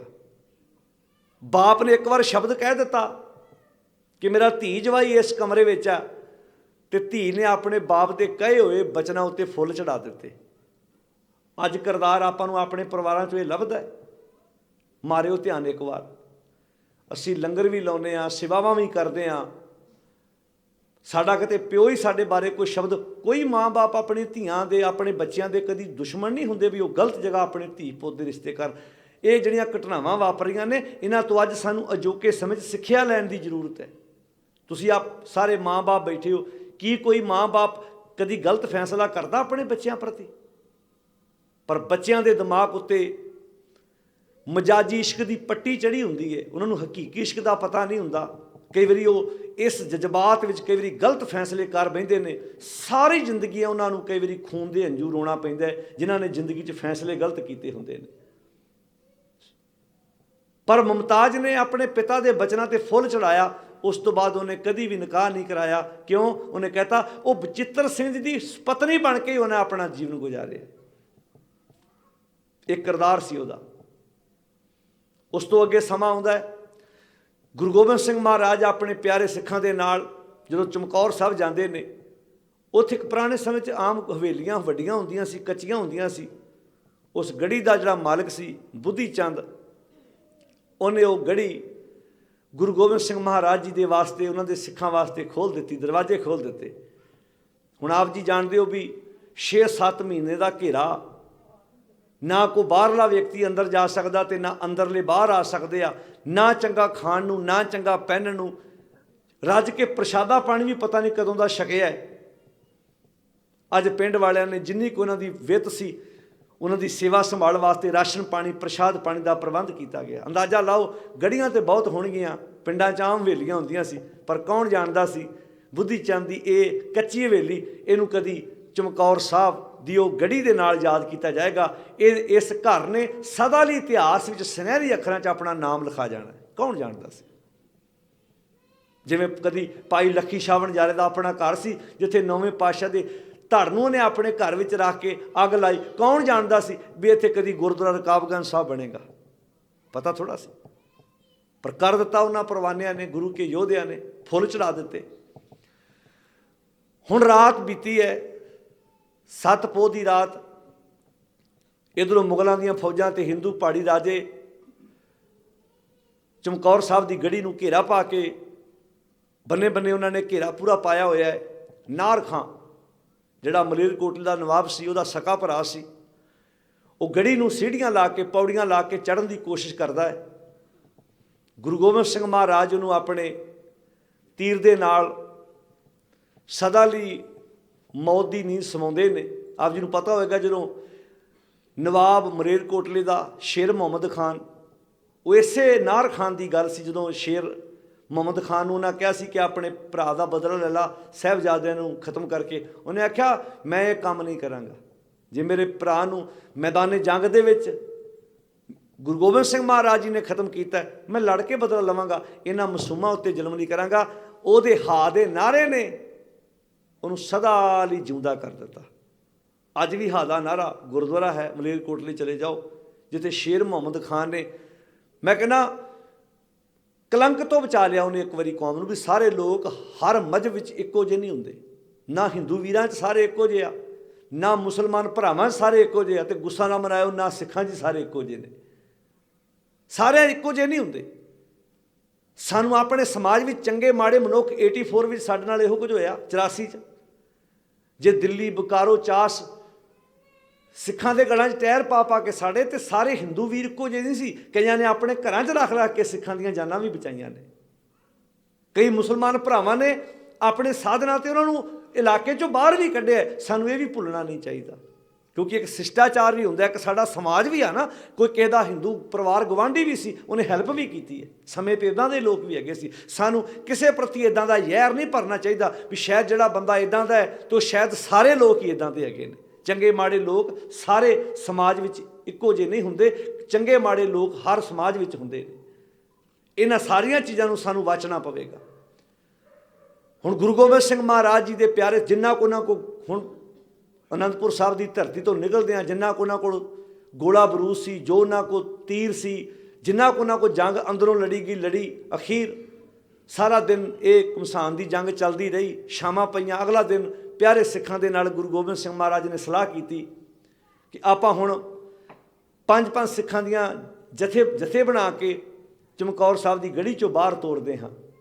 ਜਦੋਂ 5-5 ਸਿੱਖਾਂ ਦੀਆਂ ਇੱਦਾਂ ਨਿੱਕੇ ਨਿੱਕੇ ਜਥੇ ਬਣਾ ਕੇ ਬਾਹਰ ਨੂੰ ਤੋਰੇ ਜਾਂਦੇ ਨੇ, ਤਲਵਾਰਾਂ ਦੇ ਨਾਲ, ਕਿਰਪਾਨਾਂ ਦੇ ਨਾਲ ਸਿੱਖ ਬਾਹਰ ਆਣ ਕੇ ਜਿੰਨਾ ਕੁ ਲੜਦੇ ਨੇ। ਇਹਨਾਂ ਵਿੱਚ ਫਿਰ ਬਾਬਾ ਅਜੀਤ ਸਿੰਘ, ਆਪ ਜੀ ਨੂੰ ਪਤਾ ਹੋਏਗਾ, ਜਿਹੜੇ 5 ਪਿਆਰੇ ਸਾਹਿਬਾਨ ਸੀ, ਜਿਨ੍ਹਾਂ ਵਿੱਚੋਂ ਸਿਰਫ ਭਾਈ ਦਇਆ ਸਿੰਘ ਤੇ ਭਾਈ ਧਰਮ ਸਿੰਘ, ਇਹ 2 ਪਿਆਰੇ ਭਾਈ ਮਾਨ ਸਿੰਘ ਦੇ ਨਾਲ ਚਮਕੌਰ ਸਾਹਿਬ ਦੀ ਗੜ੍ਹੀ 'ਚੋਂ ਬਾਹਰ ਨਿਕਲਦੇ ਨੇ। ਬਾਕੀ ਜਿਹੜੇ 3 ਪਿਆਰੇ ਨੇ, ਉਹ ਇਸੇ ਚਮਕੌਰ ਸਾਹਿਬ ਦੀ ਗੜ੍ਹੀ ਦੇ ਵਿੱਚ ਸ਼ਹਾਦਤ ਦਾ ਜਾਮ ਪੀ ਜਾਂਦੇ ਨੇ। ਸਿਰਫ 2 ਪਿਆਰੇ ਬਾਹਰ ਨਿਕਲੇ, ਭਾਈ ਦਇਆ ਸਿੰਘ ਤੇ ਭਾਈ ਧਰਮ ਸਿੰਘ। ਭਾਈ ਮਾਨ ਸਿੰਘ 5 ਪਿਆਰਿਆਂ ਵਿੱਚ ਨਹੀਂ ਸੀ। ਇਹ 3 ਸਿੱਖ ਗੁਰੂ ਕੇ ਪਿਆਰੇ ਚਮਕੌਰ ਸਾਹਿਬ ਦੀ ਗੜ੍ਹੀ 'ਚੋਂ ਗੁਰੂ ਗੋਬਿੰਦ ਸਿੰਘ ਮਹਾਰਾਜ ਜੀ ਦੇ ਨਾਲ ਨਿਕਲਦੇ ਨੇ। ਬਾਕੀ ਸਾਰੇ ਦੇ ਸਾਰੇ ਸ਼ਹਾਦਤ ਦਾ ਜਾਮ ਪੀ ਜਾਂਦੇ ਨੇ ਚਮਕੌਰ ਸਾਹਿਬ ਦੀ ਗੜ੍ਹੀ ਦੇ ਅੰਦਰ। ਫਿਰ 5-5 ਸਿੱਖਾਂ ਦੀ ਇਹ ਜਥੇ ਬਣਾ ਕੇ ਗੁਰੂ ਗੋਬਿੰਦ ਸਿੰਘ ਮਹਾਰਾਜ ਬਾਹਰ ਨੂੰ ਤੋਰਦੇ ਨੇ। ਫਿਰ ਬਾਬਾ ਅਜੀਤ ਸਿੰਘ ਆਉਂਦੇ ਨੇ, ਪਾਤਸ਼ਾਹ ਮੈਨੂੰ ਵੀ ਮੈਦਾਨੇ ਜੰਗ ਵਿੱਚ ਤੋਰੋ। ਇੱਕ ਵਾਰ ਆਪਣੇ ਆਪ ਨੂੰ ਪਿਤਾ ਦੇ ਹਿਰਦੇ ਨਾਲ ਸੋਚ ਕੇ ਵੇਖਿਓ ਕਿ ਬਾਪ ਆਪਣੇ ਪੁੱਤਰ ਨੂੰ ਮੈਦਾਨੇ ਜੰਗ ਵਿੱਚ ਤੋਰ ਰਿਹਾ, ਪਤਾ ਵੀ ਇੱਥੇ ਵਾਪਸ ਨਹੀਂ ਆਉਣਾ, ਵੀ ਜਿਹੜੇ ਸਿੱਖ ਇੱਕ ਵਾਰੀ, ਕਿਉਂਕਿ ਬਾਹਰ ਭਾਰੀ ਗਿਣਤੀ ਵਿੱਚ ਫੌਜ ਹੈ, ਪਤਾ ਵੀ ਹੈ ਵੀ ਜਿਹੜਾ ਇੱਕ ਵਾਰੀ ਸਿਰਫ ਦੱਸਣਾ ਇਹ ਚਾਹੁੰਦੇ ਸੀ ਕਿ ਅਸੀਂ ਅਖੀਰ ਤੱਕ ਤੁਹਾਡੀ ਈਨ ਨਹੀਂ ਮੰਨਣੀ, ਹਾਰੇ ਨਹੀਂ। ਹਾਰ ਜਾਣਾ ਤੇ ਹਾਰ ਮੰਨ ਲੈਣ ਵਿੱਚ ਫਰਕ ਹੈ। ਇੱਕ ਵੀ ਸਿੱਖ ਨੂੰ ਜਿਉਂਦਿਆਂ ਰੈਸਟ ਨਹੀਂ ਕਰ ਸਕੇ। ਆਹ ਸੀ ਕਰਾਮਾਤ।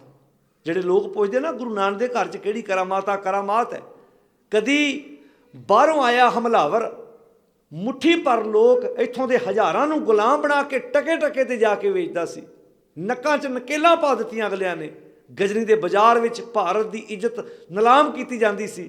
ਆਹ ਕਰਾਮਾਤ ਹੈ। ਅੱਜ ਮੁੱਠੀ ਭਰ ਸਿੱਖ ਹਜ਼ਾਰਾਂ ਲੱਖਾਂ ਦੇ ਅੱਗੇ ਅੜ ਕੇ ਖਲੋਤੇ ਹੋਏ ਨੇ। ਆਹ ਕਰਾਮਾਤ ਗੁਰੂ ਨਾਨਕ ਦੇ ਘਰ ਦੀ ਹੈ। ਆਹ ਹੈ ਕਰਾਮਾਤ। ਜਿਹੜੇ ਕਦੀ ਕਹਿੰਦੇ ਸੀ ਰੱਖ ਦੂੰਗਾ ਦਿਲੋਂ ਸੀਨਾ ਚੀਰ ਕੇ ਆਗੇ, ਜਿਹੜੇ ਕਹਿੰਦੇ ਸੀ ਕਾਮ ਮਾਰਾ ਤੋਲਣ ਤਕੜੀ, ਨੰਗੀ ਕਰਦ ਕਬੂ ਨਹੀਂ ਪਕੜੀ, चिड़ी उड़े डर से मर जाऊं, मुगलों से कैसे लड़ पाऊं। पातशाह ने शब्द की विचार नाल अंदर की कायरता नूं हुंज के बाहर कर दिता। शब्द विच बड़ी वड्डी पावर है। बंदा वही हुंदा है, शब्द उहनूं अंदरों तगड़ा करदा। जो मंदिर को थामे थमण त्यों गुर का शब्द मने स्तंभन। गुरु दे शब्द ने इहो जी करामात विखाई। ओह बंदे कहण लग पे रख दूंगा दिलों सीना चीर के आगे, एक एक को धर लूँगा अपनी शमशीर के आगे। पहले तो दुनिया झुकती थी तकदीर के आगे, अब तो तकदीर भी झुकेगी मेरी शमशीर के आगे। कौन लोग सी? ਉਹ ਲੋਕ ਸੀ ਜਿਨ੍ਹਾਂ ਨੂੰ ਇਹ ਕਹਿੰਦੇ ਸੀ ਇਹ ਕੌਣ ਨੇ? ਅੱਛਾ, ਕਮਾਲ ਦੀ ਗੱਲ ਤੁਸੀਂ ਵੇਖੋ, ਮੁਗਲਾਂ ਦੇ ਕੋਲ ਤੇ ਹਿੰਦੂ ਪਹਾੜੀ ਰਾਜਿਆਂ ਦੇ ਕੋਲ ਜਿਹੜੀ ਫੌਜ ਹੈ ਉਹ ਟ੍ਰੇਨਿੰਗ ਵਾਲੀ ਹੈ, ਬਕਾਇਦਾ ਉਹਨਾਂ ਦੀ ਟ੍ਰੇਨਿੰਗ ਹੈ। ਇੱਧਰ ਤੇ ਪਾਤਸ਼ਾਹ ਜੀ ਦੇ ਕੋਲ ਸਿੱਖ ਕਿਹੜੇ ਨੇ? ਕੋਈ ਲੰਗਰ ਬਣਾਉਣ ਵਾਲਾ ਹੈ, कोई घोड़ियां नूं पट्ठे पाउण वाला है, कोई सेवा करन वाला है, आम दरमियाने बंदे।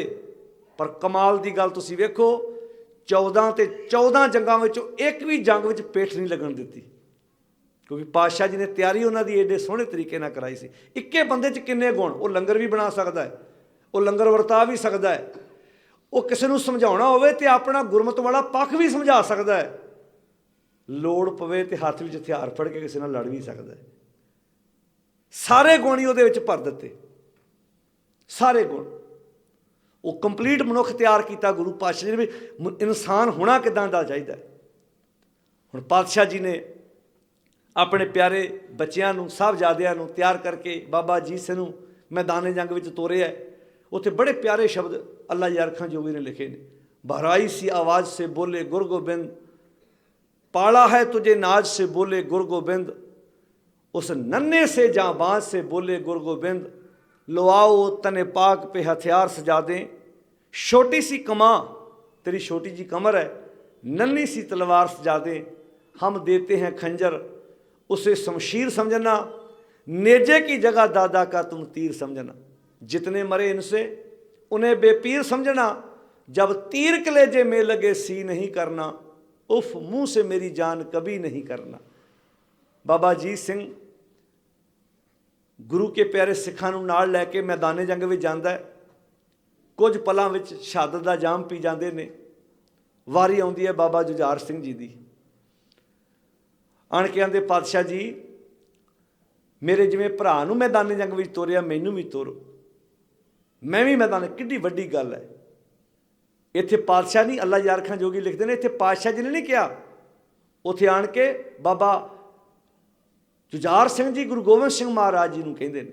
उत्थे शब्द बड़े प्यारे लिखे, बेटा हो तुम ही पंथ के बेड़े के खवैया। खवैया कहंदे ने मलाह नूं, जिवें किसी बेड़ी दा मलाह हुंदा है ना, जिहड़े लोग बेड़ी 'च बैठे होण उहदी सारी जिम्मेवारी मलाह दी हुंदी है। मलाह बेईमान होवे ते बेड़ी डूब सकदा है। जिवें बस का ड्राइवर हो, जो ड्राइवर बेईमान है तो बस नूं किसी खूह खड्डे सुट सकता है। सारी जिम्मेवारी ड्राइवर ते। बेटा हो तुम ही पंथ के बेड़े के खवैया। इस वक्त पंथ की बेड़ी का मलाह तू है। ये लफ्ज़ क्यों बोले भला? पता क्यों? कहते मेरे को छोटियां का पता नहीं, वड्डा साहब ज़्यादा शहादत का जाम पी गया, इस वक्त पंथ के बेड़े का मलाह तू है। बेटा सारा कुछ तेरे दे उत्ते खलोता होया है। जे तू सिदक विच पक्का रवेगा तो पंथ की बेड़ी अवश्य बनने लगेगी।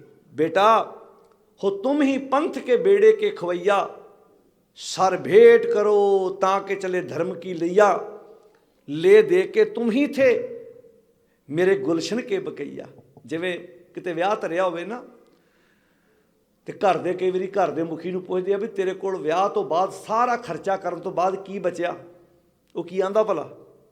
सारे खर्चे करन तो बाद लै दे के मेरे को आ बचिया। भी जो लै दिता जो खर्चा किया उस तो मेरे को इन्नी की पूंजी बची आ। घर का मुखी आंदा नहीं, आपां उहनूं पुछदे आ भी हुण विआह हो गया, आनंद कारज हो गया, सारे आपां पैसे सारिਆਂ ਦੇ खर्चे चुकाते, जो जो खर्चा होया सी लै दे के की बचिया? उहदा लै दे के मेरे को आ बचिया। किसान फसल बीजदा है, मंडी जाती है, जिन्हां कोल लए हुंदे देण तो बाद घर दे नहीं पुछदे भी सारी फसल जो भी आपां बीजी सी वेच वट के तुहाडे कोल हुण सारा कुछ की बचिया? ਉਹ ਆਂਦਾ ਮੇਰੇ ਕੋਲ ਲੈ ਦੇ ਕੇ ਆ ਬਚਿਆ। ਉੱਥੇ ਗੁਰੂ ਗੋਬਿੰਦ ਸਿੰਘ ਮਹਾਰਾਜ ਜੀ ਦੇ ਬਾਰੇ ਅੱਲਾ ਯਾਰ ਖਾਂ ਜੋਗੀ ਕਹਿੰਦਾ, ਉਹ ਕਹਿੰਦਾ ਗੁਰੂ ਪਾਤਸ਼ਾਹ ਜੀ ਦੀ ਅੰਦਰ ਦੀ ਵੇਦਨਾ ਕੀ ਹੈ? ਲੈ ਦੇ ਕੇ तुम ही थे मेरे गुलशन के बकैया, लै दे के मेरे गुलशन का खिड़िया होया फुल एक कला तू है मेरे को इस वक्त। सर भेंट करो ताकि चले धर्म की नैया, कहते सर भेंट करो जाके धर्म की नैया चल सके। गुरु साहब अपने बचनों नाल अपने शब्दों नाल बाबा अजीत सिंह के हिरदे नूं होर पक्कियां कर रहे हैं। ख्वाहिश है तेग चलाते हुए देखें, हम आँख से बर्शी तुम्हें खाते हुए देखें। हर बाप की तमन्ना होंदी अपने बच्चों प्रति। साड़ियाँ तमन्ना होर ने, पुत पैसा कमावे, वड्डा घर बनावे, गड्डी आवे, आ आवे। मैं नहीं आंदा चीज़ां नहीं आउणियां चाहिदियां, आउणियां चाहिदियां ने, पर एक मंग होर रख लिया करो, तेरे विचों बाबा फतेह सिंह दिसे, तेरे विचों बाबा अजीत सिंह दिसे, तेरे चों बाबा बोलो जी जुझार सिंह दिसे, तेरे विचों मैं अपने साहबजादे नूं वेख सकां। ये तमन्ना तो एक माँ बाप की होनी चाहिए कि नहीं होनी चाहिए? माँ बाप की खिच होवे पुत तू घर बना, जो मर्जी बना, पर कम से कम तेरे विचों मैं अपना अजीत सिंह ते वेख सकां, मैं अपना फतेह सिंह ते वेख सकां। गुरु गोबिंद सिंह महाराज साहबजादा जुझार सिंह नूं बड़े प्यार नाल मैदानी जंग विच तोरदे ने। कुछ पलां विच बाबा जुझार सिंह शहादत दा जाम पी जांदे ने। फिर ਜਿਹੜੇ ਸ਼ਾਮਾਂ ਪੈ ਜਾਂਦੀਆਂ ਨੇ, थोड़े ਜਿਹੇ सिख पिछे रह जाते हैं। उत्थे फिर सिखां ने सलाह की, पातशाह तो मैदान जंग में लड़ना चाहते हैं, पर प्यारे सिखां ने बड़े प्यारे शब्द कहे, बड़ी प्यार नाल बेनती की, दाता जी तुसीं कल्ले इत्थों चले गए ना, तुहाडे च कला है, तुसीं साडे वर्गे फिर कई तैयार कर लेने ने, पर असीं सारे रल के भी एक गुरु गोबिंद सिंह महाराज नहीं पैदा कर सकते। तुहाडे कोल कला है दाता, जिवें बर्तन सारे रल के घुमियार नहीं बना सकते, पर घुमियार कोल कला है, अपने हत्थां नाल हज़ारां बर्तन फिर तैयार कर सकता है। दाता जी तुसीं ओ घुमियार हो, जिवें माटी एक अनेक भांत कर साजी साजन हारे, ना कछ पोच माटी के भांडे ना कछ पोच घुमारै। जिवें एक घुमियार अपने हत्थां नाल मिट्टी चों अनेकां बर्तन तैयार करदा है, तुसीं शब्द दी विचार नाल, तुसीं अपने शब्द के बाण नाल साडे वर्गे हज़ारां लोग फिर तैयार कर लेने ने, पर असीं सारे रल के भी एक गुरु गोबिंद सिंह नहीं तैयार कर सकते। पातशाह चमकौर साहब की गढ़ी चों ताड़ी मार के निकलते ने 3 सिख, ते जाण तो पहला पातशाह जी अपनी जिम्मेवारी सारी भाई संगत सिंह जी नूं पता होएगा जिन्हें हिस्टरी पढ़ी है, संगत सिंह भाई संगत सिंह जी की शक्ल काफ़ी हद तक गुरु पातशाह जी नाल मेल खांदी सी। जिस ममटी च गुरु गोबिंद सिंह महाराज सारा दिन बैठे सी, तवारीख के पन्नियां ते लिखिया है कि मुगल फौजां नूं ते हिंदू पहाड़ी राजे नूं भुलेखा लगे कि पातशाह इत्थे आ बैठे हुए ने। भाई संगत सिंह जी नूं पातशाह जी ने कलगी अपनी पोशाक दिती, भाई संगत सिंह उस ममटी ते बैठ गए। पातशाह जी ताड़ी मार के चमकौर साहब की गढ़ी चों रात निकलते हैं। 3 सिख नाल ने, भाई दया सिंह, भाई धर्म सिंह ते भाई मान सिंह। तिन्ने गुरु के प्यारे सिख जो चमकौर साहब की गढ़ी चों निकलते हैं, ये वखरे वखरे ने। पातशाह इधर भाई गुलाबे के बाग में जाके, क्योंकि अंदाजा लाओ बिखड़े पैंडे ने, एक बन्ने हज़ारां सिख कदी आनंदपुर साहब की धरती ते पातशाह जी के कोल बैठे ने, फतेह बुलाउण वाले, अदब सत्कार वाले। अज पातशाह जी कल्ले भाई गुलाबे के बाग में लेटे हुए ने। इधरों 3 सिख भाई गुलाबे के कोल पहुँचे, पुछते ने जाके, भाई गुलाबिया पातशाह इधर तुहाडे अल नहीं आए? तो गुलाबे के नौकर ने जाके दसिया भी इन्हां दी शक्ल वाला एक इंसान ਆਪਣੇ ਬਾਗ ਵਿੱਚ ਲੇਟੇ ਹੋਏ ਨੇ। ਪਾਤਸ਼ਾਹ ਜੀ ਨੂੰ ਭਾਈ ਗੁਲਾਬੇ ਦੇ ਘਰ ਖੜਿਆ ਗਿਆ, ਪ੍ਰਸ਼ਾਦਾ ਪਾਣੀ ਜਲ ਪਾਣੀ ਛਕਾਇਆ ਗਿਆ। ਹੁਣ ਅੰਦਾਜ਼ਾ ਤੁਸੀਂ ਆਪੇ ਲਾ ਕੇ ਵੇਖਿਓ ਕਿ ਜਿੱਥੇ ਇਹਨਾਂ ਮਹੀਨਿਆਂ ਦੀ ਭੁੱਖ ਤੋਂ ਬਾਅਦ ਆਪਣੇ ਸਾਹਿਬਜ਼ਾਦਿਆਂ ਦੀਆਂ ਲਾਸ਼ਾਂ ਦੇ ਲਾਗੋਂ ਦੀ ਗੁਰੂ ਗੋਬਿੰਦ ਸਿੰਘ ਮਹਾਰਾਜ ਸੱਚੇ ਪਾਤਸ਼ਾਹ ਲੰਘ ਗਏ ਹੋਣ, ਤੇ ਭਾਈ ਗੁਲਾਬੇ ਦੇ ਘਰ ਜਾ ਕੇ ਕਈਆਂ ਮਹੀਨਿਆਂ ਦੇ ਬਾਅਦ ਉਹਨਾਂ ਨੂੰ ਪ੍ਰਸ਼ਾਦ ਛਕਣ ਲਈ ਮਿਲਿਆ ਹੋਵੇ। ਫਿਰ ਪਤਾ ਨਹੀਂ ਅਜੇ ਵੀ ਛੋਟੇ ਸਾਹਿਬਜ਼ਾਦੇ ਕਿੱਥੇ ਨੇ, ਬਾਕੀ ਪਰਿਵਾਰ ਦਾ ਕੋਈ ਪਤਾ ਨਹੀਂ ਕਿ ਬਾਕੀ ਇੱਦਾਂ ਦਾ ਇਤਿਹਾਸ, ਇੱਦਾਂ ਦੀਆਂ ਘਟਨਾਵਾਂ ਸਮਾਜ ਵਿੱਚ। ਪਰ ਅੱਜ ਸਿੱਖ ਕਿੱਥੇ ਚਲਾ ਗਿਆ? ਕਦੀ ਸਮਾਂ ਹੁੰਦਾ ਸੀ, ਆਹ ਜਿਹੜੇ ਦਿਨ ਹੁੰਦੇ ਸੀ, ਇਹਨਾਂ ਦਿਨਾਂ 'ਚ ਕੋਈ ਖੁਸ਼ੀ ਦਾ ਸਮਾਗਮ ਨਹੀਂ ਸੀ ਆਪਣੇ ਘਰਾਂ ਵਿੱਚ ਕਰਦਾ। ਅਜੋਕੇ ਸਮਾਜ 'ਚ ਲੋਕ ਕਰਨ ਲੱਗ ਪਏ, ਭੁੱਲ ਗਏ ਲੋਕ। 25 ਦਸੰਬਰ ਠੀਕ ਹੈ, ਕ੍ਰਿਸਚਨਾਂ ਦਾ ਉਹ ਦਿਨ ਹੈ, ਉਹ ਲੋਕ ਯਾਦ ਕਰਦੇ ਆ, ਮੁਬਾਰਕ ਉਹਨਾਂ ਨੂੰ, ਕਿਉਂਕਿ ਹਰ ਇੱਕ ਦਾ ਆਪਣਾ ਵਿਸ਼ਵਾਸ ਹੁੰਦਾ ਹੈ। ਉਹ ਇੱਕ ਦੂਜੇ ਨੂੰ ਮੈਸੇਜ ਭੇਜਦੇ ਨੇ। ਆਮ ਸਾਡੇ ਸਮਾਜ ਵਿੱਚ, ਬਾਹਰਲਿਆਂ ਦੇਸ਼ਾਂ 'ਚ ਵੀ ਤੁਹਾਡਾ ਫਰੈਂਡ ਸਰਕਲ ਇੱਦਾਂ ਦਾ ਹੁੰਦਾ ਹੈ। ਮੈਂ ਨਹੀਂ ਆਂਦਾ ਤੁਸੀਂ ਉਹਨਾਂ ਦੇ ਮੈਸੇਜ ਰਿਸੀਵ ਨਾ ਕਰੋ, ਪਰ ਆਪਣੇ ਵੱਲੋਂ ਵੀ ਇੱਕ ਮੈਸੇਜ ਲਿਖ ਕੇ ਭੇਜਿਆ ਕਰੋ ਕਿ ਇਹ 6-7 ਪੋਹ ਦੀਆਂ ਰਾਤਾਂ ਤੋਂ ਲੈ ਕੇ ਲਗਾਤਾਰ 13 ਪੋਹ 14-15 ਪੋਹ ਦੀਆਂ ਰਾਤਾਂ ਤੱਕ ਇਹ ਜਿਹੜਾ ਸਾਡਾ ਇਤਿਹਾਸ ਹੈ, ਇਹ ਸਿਰ ਝੁਕਾਉਣ ਵਾਲਾ ਇਤਿਹਾਸ ਹੈ, ਜਿੱਥੇ ਗੁਰੂ ਗੋਬਿੰਦ ਸਿੰਘ ਮਹਾਰਾਜ ਜੀ ਦੇ ਲਖਤੇ ਜਿਗਰ, ਚਾਰੇ ਸਾਹਿਬਜ਼ਾਦੇ, ਤੇ ਕਮਾਲ ਦੀ ਗੱਲ ਇਹਨਾਂ 4 ਸਾਹਿਬਜ਼ਾਦਿਆਂ 'ਚੋਂ ਕਿਸੇ ਇੱਕ ਦਾ ਸੰਸਕਾਰ ਕਰਨ ਦਾ ਵੀ ਮੌਕਾ ਗੁਰੂ ਪਾਤਸ਼ਾਹ ਜੀ ਨੂੰ ਖੁਦ ਆਪ ਨਹੀਂ ਮਿਲਿਆ। ਇੱਕ ਦਾ ਆਪਣੇ ਹੱਥੀਂ ਖੱਫਣ ਤੱਕ ਨਹੀਂ ਪਾਤਸ਼ਾਹ ਜੀ ਨੇ ਪਾਇਆ। ਕਦੀ ਗੁਰੂ ਕਿਆ ਸਿੱਖਾ ਆਪਣੇ ਘਰੋਂ ਬਰਾਤ ਲੈ ਕੇ ਤੁਰਦਾ, ਇੱਕ ਵਾਰ ਆਪਣੇ ਜੇਨ ਵਿੱਚ ਗੁਰੂ ਪਾਤਸ਼ਾਹ ਦੇ ਪਰਿਵਾਰ ਦਾ ਚੇਤਾ ਰੱਖਿਆ ਕਰ। ਇੱਕ ਵਾਰ ਇੱਕ ਬੇਨਤੀ ਹੋਰ ਕਰਾਂ, ਕਿਸੇ ਪਰਿਵਾਰ ਦੇ ਘਰ, ਕਿਸੇ ਆਮ ਬੰਦੇ ਦੇ ਘਰ ਇੱਕ ਸਾਲ 'ਚ 1-2 ਮੌਤਾਂ ਹੋ ਜਾਣ ਨਾ, ਪਤਾ ਸਾਡਾ ਸਮਾਜ ਦਾ ਪਰਿਵਾਰ ਧੋਇਆ ਗਿਆ, ਪਰਿਵਾਰ ਅੱਧਾ ਨਹੀਂ ਰਹਿ ਗਿਆ। ਹੁਣ ਕਿੱਥੇ ਰੌਣਕਾਂ? ਉਹ 6 ਪੋਹ ਤੋਂ ਲੈ ਕੇ 13 ਪੋਹ ਤੱਕ ਘਰ ਦੇ ਵਿੱਚੋਂ 5 ਜੀ ਗਏ ਹੋਣ, 4 ਸਾਹਿਬਜ਼ਾਦੇ ਤੇ ਮਾਤਾ ਗੁਜਰ ਕੌਰ ਜੀ। ਬਾਕੀਆਂ 'ਚ ਵੀ ਗਏ ਆ। ਭਾਈ ਸੰਗਤ ਸਿੰਘ ਨੇ ਚਮਕੌਰ ਸਾਹਿਬ ਦੀ ਗੜੀ ਸ਼ਹਾਦਤ ਦਾ ਜਾਮ ਪੀਤਾ ਹੈ। ਭਾਈ ਜੀਵਨ ਸਿੰਘ ਜੀ ਨੇ ਚਮਕੌਰ ਸਾਹਿਬ ਦੀ ਗੜੀ ਸ਼ਹਾਦਤ ਦਾ ਜਾਮ ਪੀਤਾ ਹੈ। ਇਹ ਗੁਰੂ ਕੇ ਪਿਆਰੇ ਸਿੱਖ ਜਿਨ੍ਹਾਂ ਨੂੰ ਅਸੀਂ ਯਾਦ ਕਰਦੇ ਹਾਂ, ਇਹਨਾਂ ਗਾੜੀ ਸਾਡਾ ਸਿਰ ਝੁਕਦਾ ਹੈ।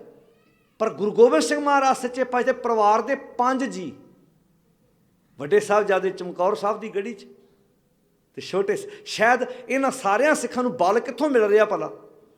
ਪ੍ਰੇਰਨਾ ਸਰੋਤ ਕੌਣ ਇਹਨਾਂ ਦੇ? ਨਾਲ ਗੁਰੂ ਪਾਤਸ਼ਾਹ। ਆਗੂ ਇੱਦਾਂ ਦਾ ਹੁੰਦਾ ਹੈ। ਇਹ ਨਹੀਂ ਵੀ ਜੇ ਘਟਨਾ ਵਾਪਰੇ ਤੇ ਆਪਣੇ ਬੱਚੇ ਨੂੰ ਸੇਫ ਜਗ੍ਹਾ ਤੇ ਭੇਜ ਦੇਵੇ ਕਿ ਮੇਰੇ ਪਰਿਵਾਰ ਨੂੰ ਕੁਝ ਨਾ ਹੋਵੇ। ਜੇ ਵਾਕਿਆ ਕਮਾਂਡ ਕੀਤੀ ਹੈ ਤੇ ਪਾਤਸ਼ਾਹ ਜੀ ਨੇ ਆਪਣਾ ਆਪ ਸਾਰਿਆਂ ਦੇ ਉੱਤੋਂ ਦੀ ਕੁਰਬਾਨ ਕੀਤਾ ਹੈ। ਅਰਦਾਸ ਵਿੱਚ ਜਦੋਂ ਅਸੀਂ ਦੂਜਾ ਪਹਿਰਾ ਪੜ੍ਹਦੇ ਹਾਂ, ਜਦੋਂ 5 ਪਿਆਰਿਆਂ 4 ਸਾਹਿਬਜ਼ਾਦਿਆਂ ਦਾ ਨਾਮ ਆਉਂਦਾ ਹੈ, ਕਿਉਂ ਆਉਂਦਾ? ਕਦੀ ਇੱਕ ਵਾਰ ਸੋਚ ਕੇ ਵੇਖੋ, ਸਾਹਿਬਜ਼ਾਦੇ ਤਾਂ ਗੁਰੂ ਨਾਨਕ ਸਾਹਿਬ ਜੀ ਦੇ ਵੀ ਹੈਗੇ ਆ, ਸਾਹਿਬਜ਼ਾਦੇ ਤਾਂ ਗੁਰੂ ਅੰਗਦ ਸਾਹਿਬ, ਗੁਰੂ ਅਮਰਦਾਸ ਜੀ ਦੇ ਵੀ ਹੈਗੇ ਆ। ਇਹਨਾਂ 4 ਦਾ ਹੀ ਕਿਉਂ ਨਾਮ ਆਉਂਦਾ ਹੈ?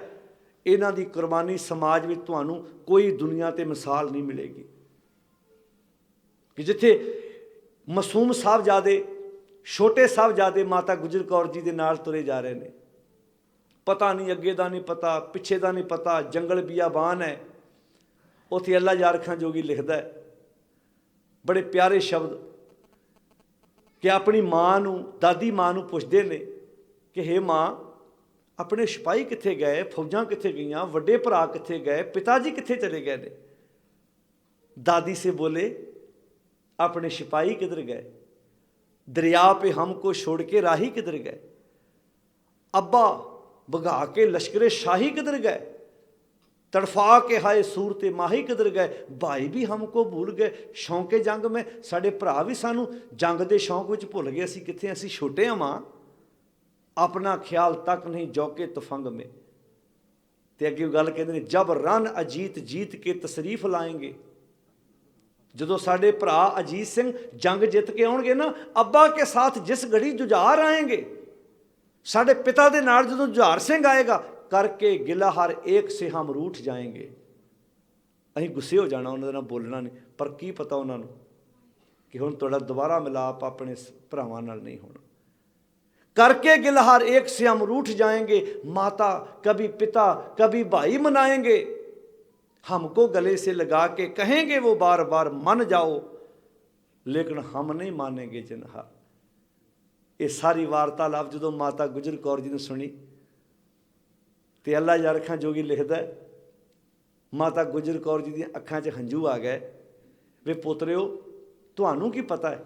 ਹੁਣ ਪਤਾ ਨਹੀਂ ਕਿ ਆਪਾਂ ਨੂੰ ਉਹਨਾਂ ਤੁਹਾਡੇ ਵੱਡੇ ਭਰਾਵਾਂ ਸਾਹਿਬਜ਼ਾਦਿਆਂ ਦੇ ਨਾਲ ਦੁਬਾਰਾ ਮਿਲਾਪ ਹੋਣਾ ਕਿ ਨਹੀਂ ਹੋਣਾ, ਪਰ ਮਾਂ ਫਿਰ ਵੀ ਹੌਸਲਾ ਦਿੰਦੀ ਹੈ, ਕੋਈ ਗੱਲ ਨਹੀਂ, ਆਪਾਂ ਫਿਰ ਮਿਲ ਪੈਣਾ ਹੈ। ਪਤਾ ਨਹੀਂ ਅੱਗੇ ਜਾ ਕੇ ਇੱਕ ਛਣ ਵਿੱਚ ਦੀਵਾ ਜਗਦਾ ਵਿਖਿਆ। ਉਹ ਸੀ ਭਾਈ ਕੁੰਮਾ ਮਾਸ਼ਕੀ, ਜਿਹੜਾ ਮਲਾਹ ਦਾ ਕੰਮ ਕਰਦਾ ਸੀ, ਪਾਣੀ ਭਰਨ ਦਾ ਕੰਮ ਵੀ ਕਰਦਾ ਸੀ। ਛਣ ਵਿੱਚ ਦੀਵਾ ਜਗਦਾ ਵੇਖਿਆ। ਮਾਤਾ ਗੁਜਰ ਕੌਰ ਜੀ ਛੋਟੇ ਸਾਹਿਬਜ਼ਾਦਿਆਂ ਨੂੰ ਲੈ ਕੇ ਕੁੰਮੇ ਮਾਸ਼ਕੀ ਦੀ ਛਣ ਦੇ ਕੋਲ ਪਹੁੰਚੇ। ਕੁੰਮੇ ਮਾਸ਼ਕੀ ਨੇ ਜਦੋਂ ਵੇਖਿਆ ਸਾਹਿਬਜ਼ਾਦਿਆਂ ਤੇ ਮਾਤਾ ਗੁਜਰ ਕੌਰ ਜੀ ਨੂੰ ਛਣ ਦੇ ਅੰਦਰ ਬਿਠਾਇਆ। ਇੱਕ ਵਾਰੀ ਤੇ ਭੁੱਬਾਂ ਨਿਕਲ ਗਈਆਂ, ਸਾਡੇ ਬਦਲੇ ਪਾਤਸ਼ਾਹ ਜੀ ਦੇ ਪਰਿਵਾਰ ਦਾ ਆਹ ਹਾਲ ਹੋਇਆ। ਇਹ ਜਿਨ੍ਹਾਂ ਨੂੰ ਅਹਿਸਾਸ ਹੋਵੇ ਕਿ ਪਾਤਸ਼ਾਹ ਜੀ ਇਹ ਜੰਗਾਂ ਕਿਹਨਾਂ ਲਈ ਲੜ ਰਹੇ ਨੇ, ਇਹ ਕੁਰਬਾਨੀਆਂ ਕਿਹਨਾਂ ਲਈ ਹੋਈਆਂ ਨੇ, ਕੀ ਉਹਨਾਂ ਨੂੰ ਆਪਣੀ ਕੋਈ ਚੌਧਰ ਦੀ ਜ਼ਰੂਰਤ ਹੈ? ਸਭ ਕੁਝ ਤੇ ਉਹਨਾਂ ਦੇ ਕੋਲ ਹੈ। ਹੀਰਿਆਂ ਵਰਗੇ ਆਪਣੇ ਸਾਹਿਬਜ਼ਾਦੇ ਸਾਡੇ ਤੋਂ ਕੁਰਬਾਨ ਕਰ ਦਿੱਤੇ, ਅੱਜ ਅਸੀਂ ਕੀ ਮੁੱਲ ਪਾ ਕੇ ਬੈਠੇ? ਕੁੰਮੇ ਮਾਸ਼ਕੀ ਦੀਆਂ ਭੁੱਬਾਂ ਨਿਕਲ ਗਈਆਂ। ਲਾਗੇ ਇੱਕ ਪਿੰਡ ਵਿੱਚੋਂ ਕਮਾਈ ਕੋਲੋਂ ਪ੍ਰਸ਼ਾਦਾ ਬਣਾ ਕੇ ਲਿਆਇਆ। ਕੋਈ ਗਰਮ ਮਾੜਾ ਮੋੜ ਕੱਪੜਾ ਇਤਿਹਾਸ ਵਿੱਚ ਲਿਖਿਆ ਹੈ, ਉਹ ਲੈ ਕੇ ਆਇਆ। ਸਾਹਿਬਜ਼ਾਦਿਆਂ ਨੇ ਉਹ ਰਾਤ ਕੁੰਮੇ ਮਾਸ਼ਕੀ ਦੀ ਛਣ ਵਿੱਚ ਕੱਟੀ। ਇੱਧਰੋਂ ਗੰਗੂ, ਜਿਹਨੂੰ ਸਾਡਾ ਸਮਾਜ ਰਸੋਈਆ ਕਹਿੰਦਾ, ਕਿਤੇ ਗੰਗੂ ਰਸੋਈਆ ਸੀ। ਆਪਾਂ ਇਹੋ ਪੜ੍ਹਦੇ ਹਾਂ ਜੀ। ਕਦੀ ਸੋਚ ਕੇ ਵੇਖਿਆ ਗੁਰੂ ਗੋਬਿੰਦ ਸਿੰਘ ਮਹਾਰਾਜ ਅਨੰਦਪੁਰ ਸਾਹਿਬ ਦੀ ਧਰਤੀ ਤੇ ਹੋਣ ਤਾਂ ਪ੍ਰਸ਼ਾਦਾ ਉਹਨਾਂ ਦਾ ਕੋਈ ਗੰਗੂ ਬ੍ਰਾਹਮਣ ਤਿਆਰ ਕਰੇਗਾ? ਇੱਕ ਬੰਨੇ ਖੰਡੇ ਦੀ ਪਹੁ ਲੈਣ ਵਾਲਾ ਬੰਦਾ ਕਹਿੰਦਾ ਮੈਂ ਭਾਈ ਤੇਰੇ ਹੱਥ ਦਾ ਪ੍ਰਸ਼ਾਦਾ ਨਹੀਂ ਛਕਣਾ, ਤੂੰ ਤੇ ਖੰਡੇ ਦੀ ਪਹੁ ਨਹੀਂ ਲਈ। ਤੇ ਗੰਗੂ ਬ੍ਰਾਹਮਣ ਜਿਹਦੇ ਬਾਰੇ ਇਹ ਕਹਿਤਾ ਇਹ ਜੀ ਇਹ ਪ੍ਰਸ਼ਾਦਾ, ਉਹ ਇੱਕ ਨੌਕਰ ਸੀ, ਮਾਮੂਲੀ ਜਿਹਾ ਨੌਕਰ ਸੀ ਅਨੰਦਪੁਰ ਸਾਹਿਬ ਦੀ ਧਰਤੀ ਤੇ। ਰਸੋਈਆ ਲੰਗਰ ਤਾਂ ਉੱਥੇ ਹਜ਼ਾਰਾਂ ਸਿੱਖ ਬੀਬੀਆਂ ਤਿਆਰ ਕਰਨ ਵਾਲੀਆਂ ਹੋਰ ਵੀ ਹੈਗੀਆਂ ਨੇ, ਪਰ ਇਤਿਹਾਸ 'ਚ ਬਣਾ ਕੇ ਪੇਸ਼ ਕੀਤਾ ਵੀ ਗੰਗੂ ਰਸੋਈਆ ਸੀ ਗੁਰੂ ਪਾਤਸ਼ਾਹ ਜੀ ਦਾ। ਅੱਜ ਤੱਕ ਅਸੀਂ ਇੱਦਾਂ ਹੀ ਸੁਣਦੇ ਸੁਣਾਉਂਦੇ ਆ ਰਹੇ ਹਾਂ ਵੀ ਗੰਗੂ ਬ੍ਰਾਹਮਣ ਰਸੋਈਆ ਸੀ ਗੁਰੂ ਪਾਤਸ਼ਾਹ ਜੀ ਦਾ। ਇੱਕ ਵਾਰੀ ਸੋਚ ਕੇ ਵੇਖੋ, ਇੰਨੇ ਪਿਆਰੇ ਸਿੱਖ ਹੋਣਗੇ, ਪਾਤਸ਼ਾਹ ਜੀ ਕਿਸੇ ਸਿੱਖ ਦੇ ਹੱਥ ਦਾ ਪ੍ਰਸ਼ਾਦਾ ਨਾ ਛਕਦੇ ਹੋਣਗੇ? ਕਿਤੇ ਨਾ ਕਿਤੇ ਵਿਪਰ ਤੁਹਾਡੇ ਗਲ 'ਚੋਂ ਗੱਲ ਨਹੀਂ ਪਾਉਣਾ ਚਾਹੁੰਦਾ ਵੀ ਤੁਹਾਡਾ ਗੁਰੂ ਵੀ ਜਾਤ ਪਾਤ ਨੂੰ ਮੰਨਦਾ ਸੀ, ਉਹ ਵੀ ਕਿਸੇ ਆਮ ਬੰਦੇ ਦੇ ਹੱਥ ਦਾ ਪ੍ਰਸ਼ਾਦਾ ਨਹੀਂ ਸੀ ਛਕਦੇ। ਉਹਨਾਂ ਦਾ ਰਸੋਈਆ ਬਕਾਇਦਾ ਤਗੜੇ ਘਰ ਦਾ ਕੋਈ ਗੰਗੂ ਬ੍ਰਾਹਮਣ ਸੀ, ਬਲਕਿ ਉਹ ਇੱਕ ਮਾਮੂਲੀ ਜਿਹਾ ਨੌਕਰ ਸੀ ਅਨੰਦਪੁਰ ਸਾਹਿਬ ਦੀ ਧਰਤੀ ਤੇ। ਉਹਨੂੰ ਪਤਾ ਲੱਗਾ ਕਿ ਅਨੰਦਪੁਰ ਸਾਹਿਬ ਆ ਭਾਣਾ ਵਾਪ, ਉਹ ਵੀ ਕਿਤੇ ਬਹੁਤ ਪਹਿਲਾਂ ਉੱਥੋਂ ਆ ਚੁੱਕਾ ਸੀ, ਪਰ ਅੰਦਰ ਲਾਲਚੀ ਬਿਰਤੀ ਸੀ ਨਾ, ਉਹ ਲਾਲਚੀ ਬਿਰਤੀ ਪ੍ਰਬਲ ਹੋਈ। ਉਹ ਜਦੋਂ ਕਰਦਾ ਕਰਦਾ ਕੁੰਮੇ ਮਾਸ਼ਕੀ ਨੂੰ ਮਿਲਿਆ। ਕੁੰਮੇ ਮਾਸ਼ਕੀ ਨੇ ਦੱਸ ਦਿੱਤਾ ਕਿ ਮੇਰੀ ਛਣ ਵਿੱਚ ਨੇ ਸਾਹਿਬਜ਼ਾਦੇ ਮਾਤਾ ਗੁਜਰ ਕੌਰ ਜੀ। ਹੁਣ ਇਹਨੇ ਬੜੀ ਹਮਦਰਦੀ ਜਤਾਈ ਕਿ ਮੈਂ ਤਾਂ ਉੱਥੇ ਰਿਹਾ ਵਾਂ, ਇਹ ਤੇ ਮੈਂ ਪਰਿਵਾਰ ਨੂੰ ਚੰਗੀ ਤਰ੍ਹਾਂ ਜਾਣਦਾ, ਮੈਂ ਨਾਲ ਲੈ ਕੇ ਜਾਣਾ। ਇਹ ਉੱਥੋਂ ਲੈ ਕੇ ਤੁਰ ਪਿਆ। ਇਹਦਾ ਪਿੰਡ ਖੇੜੀ ਸੀ ਲਾਗੇ। ਆਪ ਜੀ ਨੂੰ ਪਤਾ ਹੋ ਗਿਆ ਇਸੇ ਪਿੰਡ ਦਾ ਬਾਅਦ ਵਿੱਚ ਨਾਂ ਸਹੇੜੀ ਪਿਆ। ਖੇੜੀ ਤੋਂ ਬਾਅਦ ਇਸ ਪਿੰਡ ਦਾ ਨਾਂ ਸਹੇੜੀ ਪੈ ਗਿਆ ਸੀ। ਇਹ ਆਪਣੇ ਪਿੰਡ ਨੂੰ ਲੈ ਤੁਰਿਆ। ਹੁਣ ਅੰਦਰ ਪਾਪ ਸੀ ਕਿਤੇ ਨਾ ਕਿਤੇ, ਅੰਦਰ ਲਾਲਚ ਸੀ ਮਾਇਆ ਦਾ, ਕਿਉਂਕਿ ਲੋਭੀ ਕਾ ਵਿਸਾਹ ਨਾ ਕੀਚੇ ਜੇ ਕਾ ਪਾਰ ਵਸਾਏ, ਅੰਤ ਕਾਲ ਤਿੱਥੇ ਤੋਹੇ ਜਿੱਥੇ ਹੱਥ ਨਾ ਪਾਏ। ਬਾਣੀ ਦਾ ਬੜਾ ਪਿਆਰਾ ਵਾਕ ਹੈ, ਜੋ ਕੂਕਰ ਹਰਕਾਇਆ ਧਾਵੈ ਦਹਿ ਦਿਸ਼ ਜਾਏ, ਲੋਭੀ ਜੰਤ ਨਾ ਜਾਣੀ ਭਖ ਅਪਖ ਸਭ ਖਾਏ। ਜਿਵੇਂ ਹਲਕਾਏ ਕੁੱਤੇ ਨੂੰ ਇਹ ਨਹੀਂ ਪਤਾ ਲੱਗਦਾ ਮੇਰਾ ਆਪਣਾ ਕਿਹੜਾ ਤੇ ਬਗਾਨਾ ਕਿਹੜਾ। ਜਿਹਨੇ ਉਹਨੂੰ ਖਰੀਦ ਕੇ ਲਿਆਂਦਾ ਹੁੰਦਾ ਨਾ ਹਲਕਾਏ ਕੁੱਤੇ ਨੂੰ, ਜਦੋਂ ਉਹ ਮੈਂਟਲ ਹੁੰਦਾ ਕਈ ਵਾਰੀ ਉਹਨੂੰ ਵੀ ਵੱਢ ਖਾਂਦਾ। ਉਹ ਜਿਹੜਾ ਉਹਨੂੰ ਰੋਜ਼ ਦੁੱਧ ਪਾਉਂਦਾ, ਜਿਹੜਾ ਉਹਨੂੰ ਰੋਜ਼ ਬ੍ਰੈਡ ਪਾਉਂਦਾ ਵਾ, ਜਦੋਂ ਹਲਕਾ ਚੜ੍ਹਦਾ ਉਹ ਇਹ ਥੋੜ੍ਹਾ ਲਿਹਾਜ਼ ਕਰਦਾ ਵੀ ਇਹਦਾ ਮੈਂ ਲਿਹਾਜ਼ ਕਰਨਾ, ਉਹਨੂੰ ਵੀ ਵੱਢ ਖਾਂਦਾ। ਉਹ ਇੱਦਾਂ ਜਦੋਂ ਬੰਦੇ ਦੇ ਸਿਰ ਨੂੰ ਲਾਲਚ ਦਾ ਹਲਕਾ ਚੜ੍ਹਦਾ ਨਾ, ਉਹ ਕਈ ਵਾਰੀ ਜਿਹੜਾ ਉਹਦੇ ਨਾਲ ਤੁਰਿਆ ਫਿਰਦਾ ਹੋਵੇ ਉਹਦਾ ਵੀ ਨੁਕਸਾਨ ਕਰਨ ਲੱਗਿਆ ਨਹੀਂ ਸੋਚਦਾ। ਮੰਨ ਲਓ ਜੇ ਸੱਚੀ ਨੌਕਰ ਵੀ ਸੀ ਤੇ ਤੂੰ ਪੱਲਿਆ ਉਹਦੇ ਘਰ ਦਾ ਬੜਾ ਕੁਝ ਖਾਧਾ ਹੈ, ਪਰ ਅੰਦਰ ਬਿਰਤੀ ਸੀ ਨਾ, ਬੇਈਮਾਨੀ ਸੀ, ਅੰਦਰ ਲਾਲਚ ਸੀ, ਉਹਦੇ ਲੈ ਗਿਆ ਆਪਣੇ। ਧਿਆਨ ਸੀ ਉਹਦੇ ਕਿਤੇ ਨਾ ਕਿਤੇ ਉਹਦੇ ਅੰਦਰ ਮਾਇਆ ਦਾ ਵੀ ਥੋੜ੍ਹੀ ਬਹੁਤੀ ਇਹਨਾਂ ਦੇ ਕੋਲ ਰਾਸ਼ੀ ਹੋਏਗੀ। ਫੜਾ ਦਿੱਤਾ, ਰੌਲਾ ਪੈ ਗਿਆ। ਜਾਨੀ ਖਾਂ ਮਾਨੀ ਖਾਂ ਥਾਣੇਦਾਰ ਸੀ, ਮੋਰਿੰਡੇ ਦੇ ਰਹਿਣ ਵਾਲੇ। ਤੁਸੀਂ ਸੋਚੋਗੇ ਉਹਨਾਂ ਨੂੰ ਇਨਾਮ ਦਿੱਤਾ 100 ਰੁਪਈਆ ਕਿ ਤੂੰ ਸਾਹਿਬਜ਼ਾਦੇ ਫੜਾਏ ਨੇ। ਇਹ ਕਹਿੰਦਾ ਨਹੀਂ ਜੀ 100 ਘੱਟ ਹੈ, ਮੈਨੂੰ ਜ਼ਿਆਦਾ ਦਿਓ। 200 ਰੁਪਏ ਲਏ ਸੀ ਇਹਨੇ ਉਸ ਸਮੇਂ ਦੇ। 200 ਰੁਪਇਆਂ 'ਚ ਸਾਹਿਬਜ਼ਾਦਿਆਂ ਤੇ ਮਾਤਾ ਗੁਜਰ ਕੌਰ ਜੀ ਨੂੰ ਜਾਨੀ ਖਾਂ ਤੇ ਮਾਨੀ ਖਾਂ ਦੇ ਹਵਾਲੇ ਕਰ ਦਿੱਤਾ। 200 रुपए कलंक लवा लिया अपने मत्थे ते। ਉਹੋ ਹੀ ਮਾਇਆ ਦੀ ਖੁਰਜੀ ਉਹਦੀ ਮੌਤ ਦਾ ਬਾਅਦ ਵਿੱਚ ਕਾਰਨ ਬਣਦੀ ਹੈ। ਇਸੇ ਗੰਗੂ ਬ੍ਰਾਹਮਣ ਦੀ ਮੌਤ ਦਾ ਕਾਰਨ ਬਣਦੀ ਹੈ। ਸਾਹਿਬਜ਼ਾਦਿਆਂ ਨੂੰ ਜਾਨੀ ਖਾਂ ਮਾਨੀ ਖਾਂ ਅਰੈਸਟ ਕਰ ਲੈਂਦੇ ਨੇ। ਭੁੱਖਿਆਂ ਭਾਣਿਆਂ ਨੂੰ ਗੱਡਾ ਲਿਆ, ਉਹਦੇ ਨਾਲ ਬੰਨ੍ਹ ਲਿਆ, ਤੁਰੇ ਆਉਂਦੇ ਨੇ ਨਾਲ ਨਾਲ। ਰਸਤੇ 'ਚ ਲੋਕ ਗੱਲਾਂ ਕਰਦੇ ਨੇ, ਇਹਨਾਂ ਨੇ ਕੀ ਕਸੂਰ ਕੀਤਾ ਹੋਏਗਾ, ਕੀ ਗੁਨਾਹ ਕੀਤਾ ਹੋਏਗਾ। ਆਪ ਰਸਤੇ ਜਿਹੜੀ ਠਾਰ, ਕਿਉਂਕਿ ਉੱਥੋਂ ਤੁਰਨਾ ਸੀ ਇਹਨਾਂ ਨੇ। ਜਦੋਂ ਇਹਨਾਂ ਨੂੰ ਵਜ਼ੀਰ ਖਾਂ ਦਾ ਸੁਨੇਹਾ ਪਹੁੰਚਿਆ ਵੀ ਤੁਸੀਂ ਇਹਨਾਂ ਨੂੰ ਸਰਹੰਦ ਲੈ ਕੇ ਆਓ, ਹੁਣ ਨਾਲ ਤੁਰਨ ਵਾਲੇ ਆਪਣਾ ਜਿੱਥੋਂ ਮਿਲਦਾ ਪ੍ਰਸ਼ਾਦ ਪਾਣੀ ਛਕਦੇ ਨੇ। ਪਰ ਸਾਹਿਬਜ਼ਾਦਿਆਂ ਤੇ ਮਾਤਾ ਗੁਜਰ ਕੌਰ ਜੀ ਨੂੰ ਕੁਝ ਨਹੀਂ ਛਕਾਇਆ ਗਿਆ, ਭੁੱਖੇ ਭਾਣੇ ਨੇ। ਗੰਗੂ ਬ੍ਰਾਹਮਣ ਨੇ ਵੀ ਆਪਣੇ ਘਰ ਰੱਖਿਆ, ਪਤਾ ਜੇ ਇੱਕ ਰਾਤ ਰੱਖਿਆ ਵੀ, ਪਤਾ ਰੋਟੀ ਕਿੱਦਾਂ ਦੀ ਲਿਆਈ। ਕਵੀ ਦੁੰਨਾ ਸਿੰਘ ਹੰਡੂਰੀਆ ਨੇ ਲਿਖਿਆ, ਸੋ ਐਸੀ ਰੋਟੀ ਕਰ ਲਿਆਇਓ ਹਮਰੇ ਕਾਗ ਨਾ ਕੂਕਰ ਖਾਇਓ। ਸਾਡੇ ਘਰ ਦੇ ਕਾਂ ਤੇ ਕੁੱਤੇ ਵੀ ਉਹ ਰੋਟੀ ਨਾ ਖਾਣ ਜਿਹੜੀ ਸਾਹਿਬਜ਼ਾਦਿਆਂ ਤੇ ਮਾਤਾ ਗੁਜਰ ਕੌਰ ਜੀ ਦੇ ਅੱਗੇ ਗੰਗੂ ਬ੍ਰਾਹਮਣ ਨੇ ਉਸ ਰਾਤ ਪਰੋਸ ਕੇ ਰੱਖੀ ਸੀ। ਫਿਰ ਪਤਾ ਕੀ ਸ਼ਬਦ ਵਰਤੇ ਉੱਥੇ, ਕਵੀ ਦੁੰਨਾ ਸਿੰਘ ਹੰਡੂਰੀਆ ਲਿਖਦਾ ਉੱਥੇ, ਫਿਰ ਮਾਤਾ ਗੁਜਰ ਕੌਰ ਜੀ ਕਹਿੰਦੇ ਨੇ, ਇਹ ਪ੍ਰਸ਼ਾਦਾ ਜਿਹੜਾ ਤੂੰ ਲੈ ਆਏ, ਅੰਦਾਜ਼ਾ ਲਾਓ ਅੰਦਰ ਨੀਅਤ ਮਾੜੀ ਸੀ ਨਾ ਕਿ ਨਾ ਹੀ ਛਕਣੇ, ਬਹਾਨਾ ਹੋਰ ਬਣ ਜਾਏ। ਉੱਥੇ ਫਿਰ ਉਹਨੇ ਕਿਹਾ ਜੀ ਕੋਈ ਲਾਗਿਓਂ ਕਿਸੇ ਦੁਕਾਨ ਤੋਂ ਕੁਝ ਮਿਲ ਜਾਏਗਾ। ਕਹਿੰਦੇ ਉੱਥੇ ਕੁਝ ਪੈਸੇ ਦਿੱਤੇ, ਲਾਗਿਓਂ ਪਤਾਸੇ ਲੈ ਕੇ ਆਇਆ ਗੰਗੂ ਬ੍ਰਾਹਮਣ, ਅਤੇ ਉਹ ਪਤਾਸੇ ਤੇ ਨਾਲ ਪਾਣੀ ਪੀ ਕੇ ਸਾਹਿਬਜ਼ਾਦਿਆਂ ਉਹ ਰਾਤ ਗੁਜ਼ਾਰੀ ਉੱਥੇ। ਜਦੋਂ ਆਪਣੇ ਬੱਚਿਆਂ ਨਾਲ ਆਪਣੇ ਘਰਾਂ 'ਚ ਤਰ੍ਹਾਂ ਤਰ੍ਹਾਂ ਦੇ ਪਕਵਾਨ ਖਾਂਦੇ ਆ ਨਾ, ਇੱਕ ਵਾਰ ਸਾਹਿਬਜ਼ਾਦਿਆਂ ਦੀਆਂ ਘਟਨਾਵਾਂ ਆਪਣੇ ਬੱਚਿਆਂ ਨਾਲ ਜ਼ਰੂਰ ਸਾਂਝੀਆਂ ਕਰਿਆ ਕਰੋ। ਜਿਹੜੇ ਅੱਜ ਸਾਡੇ ਨੱਕ 'ਤੇ ਨਹੀਂ ਚੀਜ਼ਾਂ ਚੜ੍ਹਦੀਆਂ, ਅਸੀਂ ਮਾੜੀ ਮਾੜੀ ਗੱਲ 'ਤੇ ਢਾਹ ਕੇ ਸੁੱਟਦੇ। ਇਹ ਜਜ਼ਬਾ ਪੈਦਾ ਹੋਏਗਾ ਵੀ ਕਿੰਨੇ ਕਸ਼ਟ ਝੱਲੇ ਉਹਨਾਂ ਸਾਹਿਬਜ਼ਾਦਿਆਂ ਨੇ।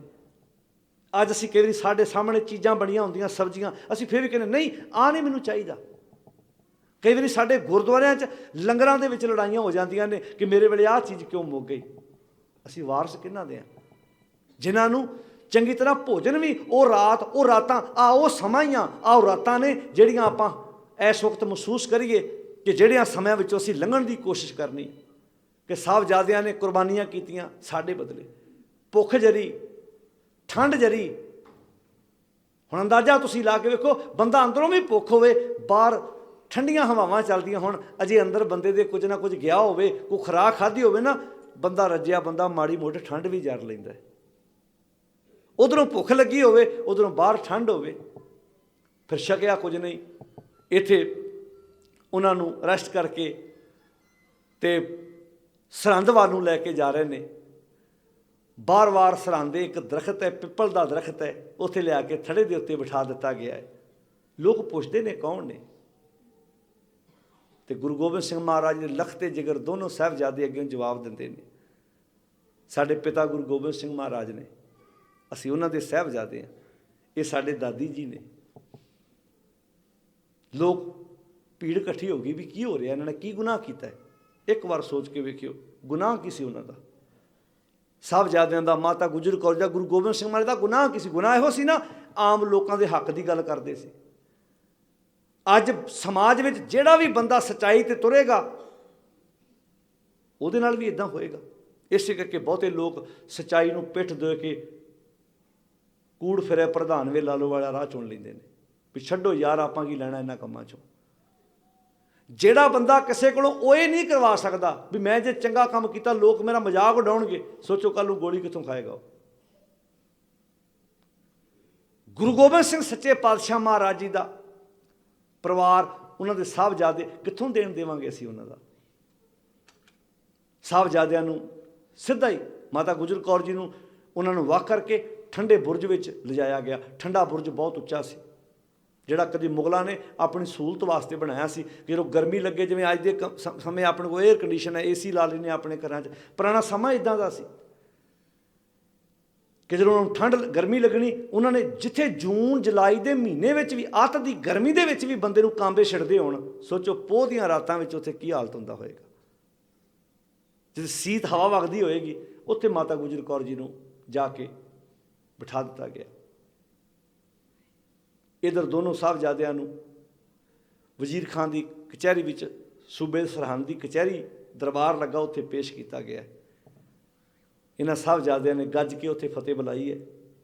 ਸੁੱਚਾਨੰਦ ਖੱਤਰੀ लागे खलोता है, उन्हें कहे नवाब ये सर्प बसूरे, ये सप दे बच्चे ने, छोटे वड्डे डस्क जरूर है, छोटे होण वड्डे होने डंग जरूर मारनगे। सुचानंद खत्री कहता है। बड़े प्यार नाल उन्होंने पुछया गया, क्योंकि तरीका इहो सी भी पहला प्यार ना पुछो लालच दिओ, प्यार ना पुछो लालच दिओ, नहीं फिर अखीर ते उन्होंने कोल हथियार हैगा ही हैगा सी खत्म करने वाला। लाल दिते गए ना, साहिबजादे लालचां च आए, सारा दिन ये काम चलता रहा। लाल दिते गए, साहिबजादे लालच विच डोले नहीं। शामां पै गईयां, साहिबजादे नूं वापस माता गुजर कौर जी दे कोल भेज दिता गया। सिपाही लैके गए, माता गुजर कौर जी ठंडे बुरज विच बैठे ने, सीढ़ियां सी उच्चा सी ना, इधरों सिपाही साहिबजादे नूं लैके जा रहे ने। माता गुजर कौर जी 2 सीढ़ियां थल्ले उतर के साहिबजादे नूं अग्गों लैंदे ने, ठंडे बुरज विच बैठ के उन्हां नाल गल्लां करदे ने। सारे दिन दा जो उत्थे वार्तालाप हुई पुछया गया, साहिबजादे ने सारा कुछ दसिया।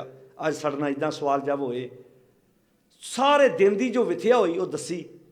माता गुजर कौर जी ने साहिबजादे दा मत्था चुमिया, अपने सीने नाल लाया कि तुसीं अज इम्तिहान चों पास होए, तुसीं भरे दरबार दे विच डोले नहीं। गल मामूली नहीं सी, गल बहुत वड्डी सी। सरहंद दा सूबेदार कोई मामूली बंदा नहीं सी। मुख मंत्री की पावर का बंदा होवे ते उहदे दरबार विच किदां दे लोग बैठे होणगे। ते 7 ते 9 साल दे साहिबजादे घबराए नहीं, अखां चखां पा के हर सवाल का जवाब दिता। सब तो वड्डी गल, लालच विच नहीं आए। साढ़े 7, 8, 9, 10 साल का बच्चा बाजार जाए ना, असीं 100 वार राखी करते हैं, इनू कोई 150 रुपया दे के नाल लैके ना चला जाए किते। सोच के वेखियो मेरियो भैणों, 7 ते 9 साल के साहिबजादे की तैयारी किड्डी वड्डी होएगी। सोचो किते माड़े मोटे लालच दिते गए होणगे, पर वो साहिबजादे डोले नहीं। अगला दिन फिर चढ़िया, अज फिर सिपाही लैन आए ने। माता गुजर कौर जी ने साहिबजादे नूं नाल तोर दिता गया। लालच वाला काम अज फिर शुरू होया है। तुहाडा विआह किया जाएगा, तुहानूं तरह तरह की सहूलत दी जाएगी। तुहाडे ते पिता नूं तां चमकौर साहब की गढ़ी च खत्म कर दिता गया, उत्थे खत्म हो गए ने। हुण तां तुसीं रह गए छोटे, तुसीं अपनी जिंदगी नूं वधिया तरीके नाल बतीत करो, सब कुछ मिलेगा तुहानूं। अगे साहिबजादे कहंदे साडा मन नहीं मनदा, साडे पिता जी खत्म हो गए ने, नाले तुहाडे विच इन्नी पावर नहीं हैगी, सानूं पता साडे पातशाह जी की ने। साहिबजादे बड़ी दृढ़ता नाल, बड़ी युरत नाल उन्हां दा जवाब दिंदे ने। सारा दिन इदां ही सवाल जवाब हुंदे रहे, लालच दिते जांदे रहे, पर नहीं डोले साहिबजादे। शामां नूं फिर वापस आए। तीजा दिन आरंभ हुंदा है। अज साहिबजादिਆਂ नूं लालच नहीं, अज डरावे दिते जा रहे हैं। जे तुसीं इस्लाम कबूल ना किया, तुहाडे सिर धड़ नालों अलग किए जाणगे, इन्हां नूं खत्म कर दिता जाएगा। उत्थे शेर मुहम्मद खान मलेरकोटले का रहने वाला जिहड़ा सी नवाब सी, क्योंकि जिहड़े पोलिटिकल लोग हुंदे आ, जदों इहो जिहा काम करना होवे वो अपने मोढियां ते नहीं रखते, वो हमेशा धर्म का नाल आसरा लेंदे सी। काजी नूं कहा गया फतवा पढ़ो, दसो शरह की कहंदी है। साहिबजादे नूं नीहां चैन का फतवा पढ़िया गया। वजीर खान ने शेर मुहम्मद खान नूं कहा अपने भरा का बदला लै ला। उन्हें कहा गुनाह मैं नहीं करांगा ना, जे मेरे भरा नूं मैदाने जंग विच गुरु गोबिंद सिंह महाराज ने खत्म किया है तो मैं लड़ के बदला लवांगा, ये काम नहीं करांगा। उन्हें हा दा नारा मारिया। सगों काजियां मलाणियां नूं हलूणिया उन्हें, वो 4 छिलना बदले अपना ईमान ना विच। ਉਹਦੇ हा ਦੇ नारे ने ਉਹਨੂੰ सदा ਲਈ मुसलमान ਭਰਾਵਾਂ ਵਿੱਚ ਜਿਉਂਦਾ कर दिता।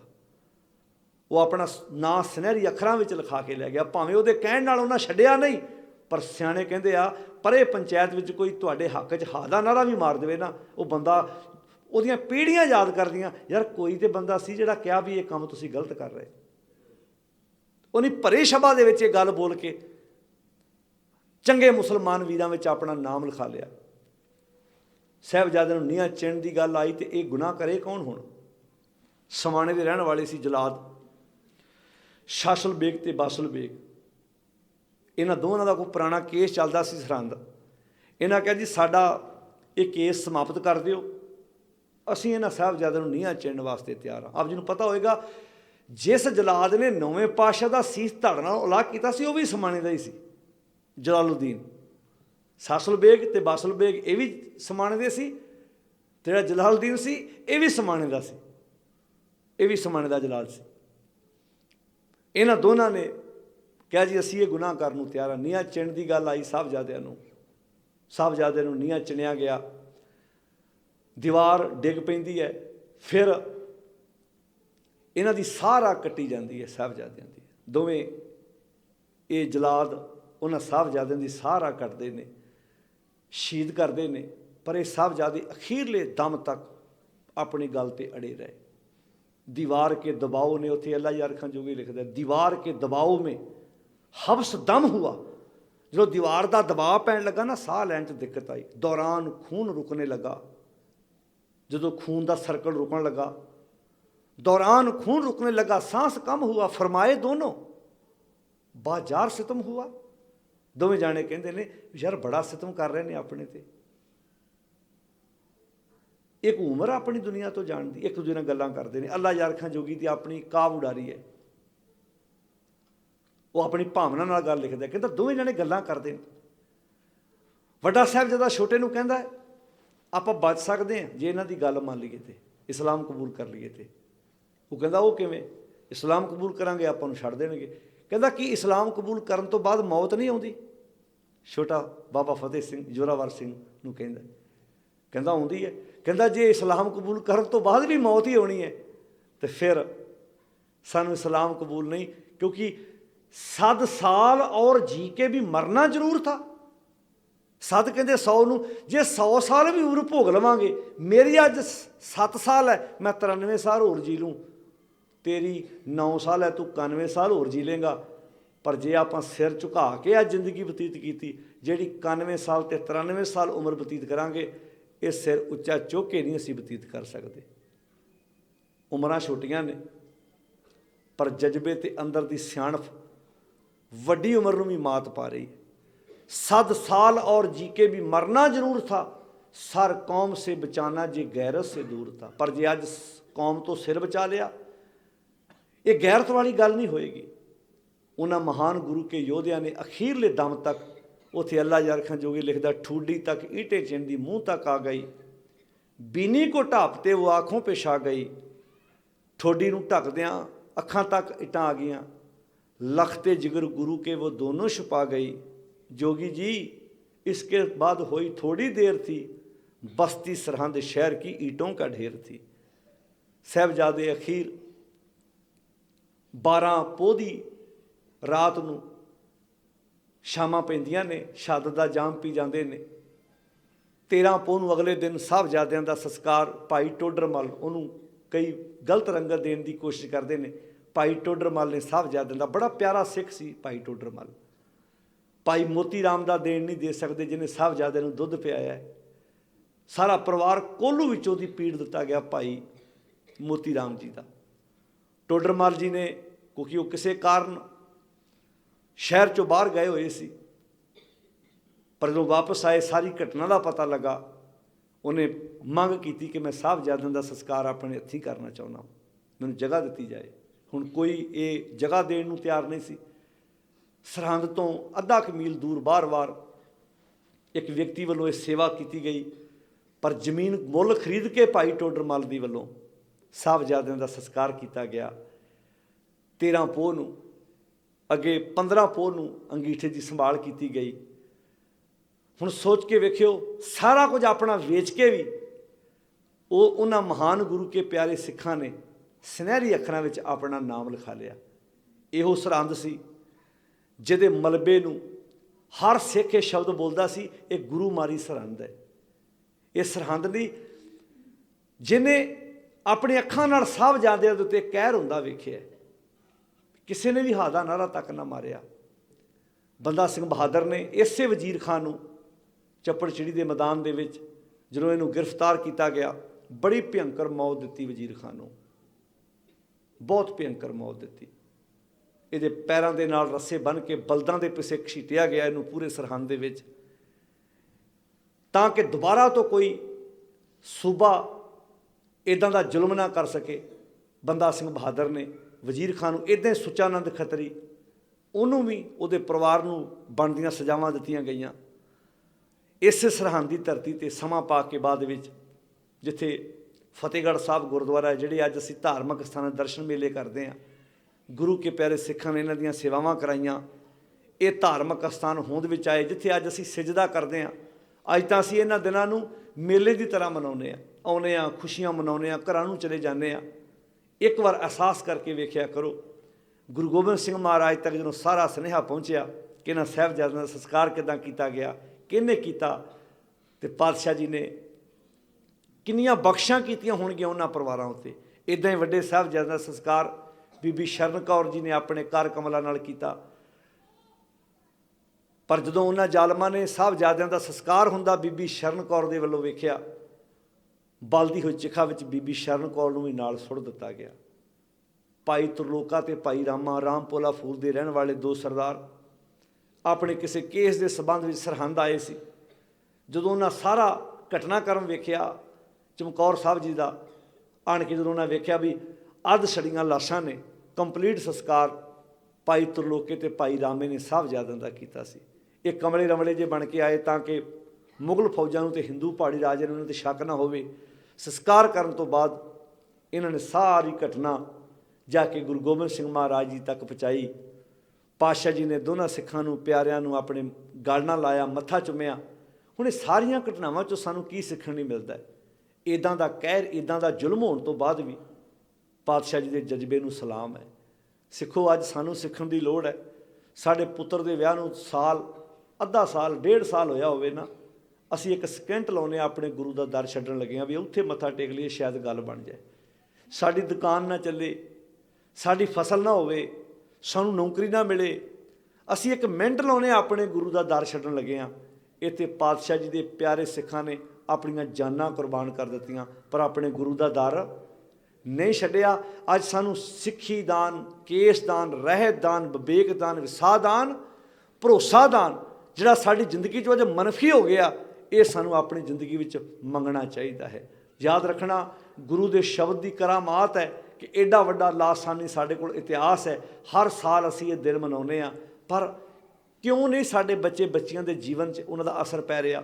ਕਿਉਂਕਿ ਅਸੀਂ ਮਨ ਕਰਕੇ ਗੁਰੂ ਦੀ ਵਿਚਾਰ ਨਾਲ ਅੱਜ ਤੱਕ ਜੁੜ ਨਾ ਪਾਏ। ਆਓ ਆਪਣੇ ਘਰਾਂ ਵਿੱਚ ਸਤਿਗੁਰ ਦੀ ਬਾਣੀ ਲੈ ਕੇ ਆਓ, ਗੁਰੂ ਦੇ ਉਪਦੇਸ਼ ਨਾਲ ਜੁੜੀਏ, ਗੁਰੂ ਦੇ ਸਿਧਾਂਤ ਨਾਲ ਆਪਣੇ ਬੱਚੇ ਬੱਚੀਆਂ ਨੂੰ ਜੋੜੀਏ, ਖੰਡੇ ਦੀ ਪਹੁ ਲਈਏ। ਜਿਨ੍ਹਾਂ ਨੇ ਅਜੇ ਤੱਕ ਖੰਡੇ ਦੀ ਪਹੁ ਲੈ ਕੇ ਗੁਰੂ ਦੀ ਬਾਣੀ ਨਾਲ, ਗੁਰੂ ਦੀ ਵਿਚਾਰ ਨਾਲ ਆਪਣੇ ਆਪ ਨੂੰ ਨਹੀਂ ਜੋੜਿਆ, ਜੋੜਨ ਦਾ ਯਤਨ ਕਰੋ। ਨਿੱਕੇ ਨਿੱਕੇ ਪਿਆਰੇ ਬੱਚੀਆਂ ਨੇ ਸਾਨੂੰ ਕਿੱਦਾਂ ਕਵਿਤਾਵਾਂ ਸਰਵਣ ਕਰਾਈਆਂ ਨੇ। ਆਓ ਆਪਣੇ ਘਰਾਂ ਵਿੱਚ ਸੋਹਣਾ ਮਾਹੌਲ ਬਣਾਈਏ, ਆਪਣੇ ਬੱਚੇ ਬੱਚੀਆਂ ਨੂੰ ਗੁਰਮਤਿ ਦੇ ਸਿਧਾਂਤਾਂ ਤੋਂ ਜਾਣੂ ਕਰਾਉਣ ਦਾ ਯਤਨ ਕਰੀਏ, ਤਾਂ ਕਿ ਅਸੀਂ ਵੀ ਇਸ ਮਾਰਗ ਦੇ ਪਾਂਧੀ ਬਣ ਸਕੀਏ। ਕਿਉਂਕਿ ਬੜਾ ਗੌਰਵਮਈ ਸਾਡੇ ਕੋਲ ਇਤਿਹਾਸ ਹੈ। ਅੱਲਾ ਯਾਰਖਾਂ ਜੋਗੀ ਵਰਗੇ ਐਵੇਂ ਨਹੀਂ ਸੀ ਕਹਿੰਦੇ, ਏਕ ਹਿੰਦ में तीर्थ है यात्रा के लिए जहाँ बाप ने बच्चे कटाए खुदा के लिए।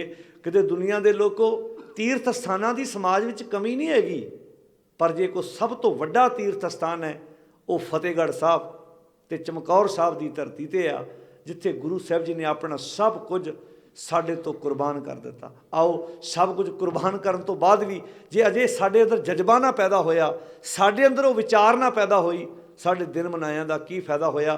ਦੂਜੀ ਬੇਨਤੀ ਆਪਣੇ ਵੱਲੋਂ ਮੈਂ ਇਹ ਕਰਾਂਗਾ, ਜਿਹੜੇ ਅਸੀਂ ਇਹਨਾਂ ਦਿਨਾਂ 'ਚ ਆਪਣੇ ਘਰਾਂ ਵਿੱਚ ਕੋਈ ਖੁਸ਼ੀ ਦਾ ਸਮਾਗਮ ਕਰਦੇ ਹਾਂ, ਥੋੜ੍ਹਾ ਜਿਹਾ ਉਹਨੂੰ ਅੱਗੇ ਕਰ ਦਿਆ ਕਰੀਏ। ਭਾਵੇਂ ਸਾਡੇ ਲਈ ਸੋਗ ਵਾਲੇ ਦਿਨ ਨਹੀਂ ਹੈਗੇ, ਚੜ੍ਹਦੀ ਕਲਾ ਵਾਲੇ ਦਿਨ। ਅਸੀਂ ਇਹਨੂੰ ਸੋਗਮਈ ਸਮਾਗਮ ਨਹੀਂ ਕਹਿਣਾ ਕਦੀ ਵੀ, ਕਿਉਂਕਿ ਨਾ ਉਹ ਮਰੈ ਨਾ ਹੋਵੈ ਸੋਗ, ਦੇਂਦਾ ਰਹੇ ਨਾ ਚੁੱਕੈ ਭੋਗ।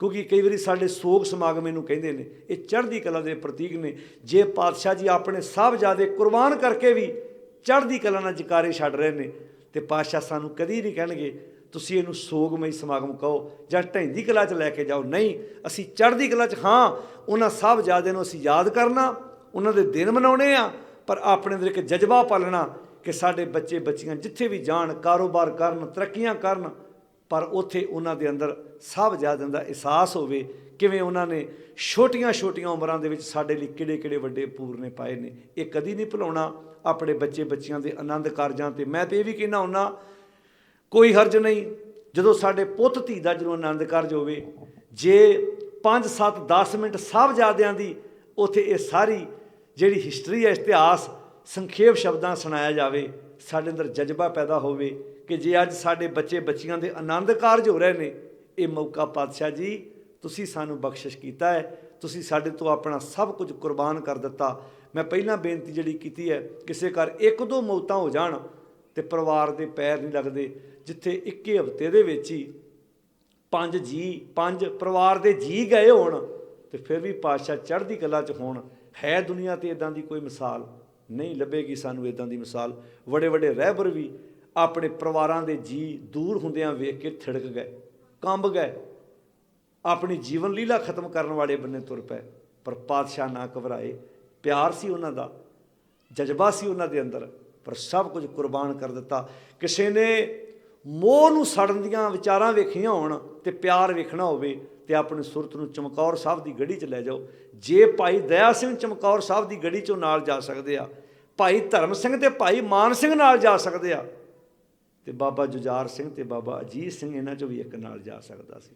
ਪਰ ਪਾਤਸ਼ਾਹ ਜੀ ਅੰਦਰ ਮੋਹ ਨਹੀਂ ਨਾ, ਪਿਆਰ ਹੈ। ਇੱਥੇ ਜ਼ਮੀਨਾਂ ਦੇ ਟੁਕੜਿਆਂ ਬਦਲੇ ਸਕੇ ਭਰਾਵਾਂ ਦੇ ਬੱਚਿਆਂ ਨਾਲ ਧੋਖੇ ਕਰਦੇ ਨਜ਼ਰ ਆਉਂਦੇ ਨੇ। ਤੇ ਅਸੀਂ ਪਤਾ ਕੀ ਕਹਿੰਦੇ ਹਾਂ, ਮੈਂ ਗੁਰੂ ਦਾ ਬੜਾ ਵੱਡਾ ਸਿੱਖ। ਸੋਚ ਕੇ ਵੇਖੋ, ਉੱਥੇ ਮੋਹ ਨਹੀਂ, ਉੱਥੇ ਪਿਆਰ ਹੈ। ਮੋਹ ਨੂੰ ਸਾੜੋ, ਪਿਆਰ ਨੂੰ ਪੈਦਾ ਕਰੋ। ਜੇ ਦੁਨੀਆ ਸੋਹਣੀ ਬਣਾਉਣੀ ਚਾਹੁੰਦੇ ਆ ਨਾ, ਜਾਲ ਮੋਹ ਘਸ ਮਸ ਕਰ, ਮੋਹ ਨੂੰ ਸਾੜ ਦਿਓ, ਇਹਦੀ ਸ਼ਾਹੀ ਬਣਾ ਲਓ। ਤੇ ਕੀ ਕਰੋ, ਮਤ ਕਾਗਦ, ਆਪਣੀ ਮਤ ਨੂੰ ਪੇਪਰ ਬਣਾ ਲਓ। ਮਤ ਕਾਗਦ ਕਰ ਸਾਰ, ਭਾਉ ਕਲਮ, ਪਿਆਰ ਨੂੰ ਕਲਮ ਬਣਾ ਲਓ। ਕਰ ਚਿੱਤ ਲਿਖਾਰੀ, ਮਨ ਨੂੰ ਲਿਖਾਰੀ ਬਣਾ ਲਓ। ਤੇ ਗੁਰ ਪੁੱਛ ਲਿਖ ਵਿਚਾਰ, ਬਾਬਾ ਇਹ ਲੇਖਾ ਲਿਖ ਜਾਣ, ਜਿੱਥੇ ਲੇਖਾ ਮੰਗੀ ਹੈ ਤਿੱਥੇ ਹੋਏ ਸੱਚਾ ਨਿਸ਼ਾਨ। ਪਰ ਅੱਜ ਮੋਹ ਸਾੜਨਾ ਔਖਾ। ਮੋਹ ਨੇ ਤਾਂ ਦੁਨੀਆ ਨੂੰ ਤਬਾਹੀ ਦੇ ਕੰਢੇ 'ਤੇ ਪਹੁੰਚਾ ਦਿੱਤਾ। ਮੋਹ ਤਾਂ ਸਕੇ ਭਰਾ ਨੂੰ, ਸਕੇ ਭਰਾ ਨਾਲ, ਭੈਣ ਨੂੰ ਭਰਾ ਨਾਲ, ਦਰਾਣੀ ਨੂੰ ਜਠਾਣੀ ਨਾਲ ਇੱਕ ਦੂਜੇ ਦੇ ਵੈਰੀ ਬਣਾ ਰਿਹਾ। ਇਹ ਦਿਨ ਮਨਾਉਣ ਦੇ ਸਾਡੇ ਤਾਂ ਹੀ ਫਾਇਦੇ ਨੇ। ਪਾਤਸ਼ਾਹ ਜੀ ਦੀਆਂ ਇਹਨਾਂ ਘਟਨਾਵਾਂ ਤੋਂ, ਇਸ ਜਜ਼ਬੇ ਤੋਂ ਕੁਝ ਸਿੱਖੀਏ ਕਿ ਅਸੀਂ ਸਮਾਜ ਵਿੱਚ ਪਿਆਰ ਪੈਦਾ ਕਰੀਏ, ਮੋਹ ਨੂੰ ਸਾੜੀਏ। ਮੋਹ ਦੁਨੀਆ ਦੇ ਵਿੱਚ ਲੋਕਾਂ ਵਿੱਚ ਜ਼ਹਿਰ ਪੈਦਾ ਕਰਦਾ ਹੈ ਤੇ ਪਿਆਰ ਸਾਡੇ ਜੀਵਨ 'ਚ ਅੰਮ੍ਰਿਤ ਪੈਦਾ ਕਰਦਾ ਹੈ। ਕਿਉਂਕਿ ਪਿਆਰ 'ਚ ਬੰਦਾ ਕਦੀ ਨਹੀਂ ਕਹਿੰਦਾ ਇਹ ਮੇਰਾ, ਇਹ ਤੇਰਾ। ਕਹਿੰਦਾ ਨਾ ਭਰਾ, ਇਹਦੇ ਨਾਲ ਠੱਗੀ ਮਾਰ ਲੱਗਾ, ਇਹਦੇ ਵੀ ਤਾਂ ਛੋਟੇ ਛੋਟੇ ਘਰ ਬੱਚੇ ਨੇ। ਆਓ ਇਹ ਜਜ਼ਬਾ ਆਪਣੇ ਅੰਦਰ ਪੈਦਾ ਕਰੀਏ। ਸਭ ਤੋਂ ਪਹਿਲਾਂ ਮੈਂ ਇੱਥੋਂ ਦੇ ਪ੍ਰਬੰਧਕ ਵੀਰਾਂ ਦਾ ਧੰਨਵਾਦ ਕਰਨਾ ਚਾਹੁੰਦਾ ਵੀ ਸ਼ੁਕਰ ਹੈ ਸਾਡੇ ਇਲਾਕੇ 'ਚ, ਸਾਡੇ ਪਿੰਡਾਂ 'ਚ ਇੱਦਾਂ ਦੇ ਜੇ ਵੀਰ ਬੈਠੇ ਨੇ ਕਿ ਅਸੀਂ ਆਪੋ ਆਪਣੇ ਪਿੰਡ, ਇਹ ਬਹੁਤ ਵਧੀਆ ਕੰਮ ਹੈ। ਅੱਜ ਦਾ ਜਿਹੜਾ ਅਸੀਂ ਆਪੋ ਆਪਣੇ ਪਿੰਡਾਂ 'ਚ, ਆਪਣੇ ਆਪਣੇ ਗੁਰਦੁਆਰਿਆਂ 'ਚ ਸਾਹਿਬਜ਼ਾਦਿਆਂ ਦੇ ਦਾ ਦਿਨ ਮਨਾਈਏ, ਉਹਨਾਂ ਨੂੰ ਯਾਦ ਕਰੀਏ। ਨਹੀਂ ਤਾਂ ਸਾਡੀ ਕੌਮ ਨੂੰ ਇਹੋ ਜਿਹਾ ਉਲਝਾਇਆ ਗਿਆ, ਸਾਡੇ ਕੋਲ ਤਾਂ ਬਰਸੀਆਂ ਮਨਾਉਣ 'ਚ ਵੇਲ ਹੀ ਹੈ ਨਹੀਂ। ਕਦੀ ਨੋਟ ਕਰਕੇ ਵੇਖਿਓ, ਸਾਡੇ ਸਮਾਜ ਵਿੱਚ ਅਸੀਂ ਦੇਹਧਾਰੀ ਬਾਬਿਆਂ ਦੀਆਂ ਬਰਸੀਆਂ 'ਤੇ ਹਜ਼ਾਰਾਂ ਲੱਖਾਂ ਦਾ ਇਕੱਠ। ਆ ਹੁਣ ਸਾਹਿਬਜ਼ਾਦਿਆਂ ਦੇ ਦਿਨ ਚੱਲਦੇ ਆ ਨਾ, ਮੈਨੂੰ ਕਿਸੇ ਡੇਰੇ 'ਚੋਂ ਲਾਈਵ ਹੁੰਦਾ ਵਿਖਾਇਓ। ਬਰਸੀਆਂ ਵਾਸਤੇ ਵੱਡੇ ਵੱਡੇ ਚੈਨਲ ਜਿਹੜੇ ਬਹੁਤ ਜ਼ਿਆਦਾ ਮੋਟੀ ਕਮਾਈ ਨਾਲ ਤਿਆਰ ਹੋਏ ਨੇ, ਉਹ ਬਰਸੀਆਂ ਨੂੰ 2-2 3-3 ਦਿਨ ਲਾਈਵ ਕਰਨਗੇ। ਪਰ ਸਾਹਿਬਜ਼ਾਦਿਆਂ ਦੇ ਦਿਨ ਕਦੀ ਵੱਡੇ ਪੱਧਰ 'ਤੇ, ਕਦੀ ਆਪਣੇ ਡੇਰੇ 'ਚ ਮਨਾਉਣ ਦੀ ਕੋਸ਼ਿਸ਼ ਕੀਤੀ। ਇੱਧਰ ਧਿਆਨ ਹੀ ਹੈ ਨਹੀਂ ਸਾਡਾ। ਇੱਧਰ ਅਸੀਂ ਆਪਣਾ ਕਦੀ ਖਿਆਲ ਲਿਆਂਦਾ ਹੀ ਨਹੀਂ ਕਿ ਆਹ ਦਿਨ ਕਿਹੜੇ ਸਾਡੇ ਲਈ ਕੀਮਤੀ ਸੀ, ਕਿ ਅਸੀਂ ਆਪਣੇ ਬੱਚਿਆਂ 'ਚੋਂ ਜਜ਼ਬਾ ਪੈਦਾ ਕਰਨਾ ਸੀ। ਉਸ ਦਾ ਕੋਈ ਭੁੱਲਾ ਭਟਕਿਆ ਕੁਰਾਏ ਪਿਆ ਨੌਜਵਾਨ, ਕੋਈ ਸਾਡੀ ਭੈਣ ਇਹਨਾਂ ਮਹਾਨ ਗੁਰੂ ਕੇ ਪਿਆਰੇ ਸਿੱਖਾਂ ਤੋਂ ਕੁਝ ਪ੍ਰੇਰਨਾ ਲੈ ਕੇ ਆਪਣੇ ਗਲਤ ਰਸਤੇ ਨੂੰ ਛੱਡ ਕੇ ਤੇ ਗੁਰੂ ਦੇ ਸਹੀ ਮਾਰਗ ਉੱਤੇ ਆ ਸਕੇ, ਸਾਡੇ ਸਾਰੇ ਦਿਨ ਮਨਾਏ ਸਫਲ ਹੋ ਸਕਣਗੇ।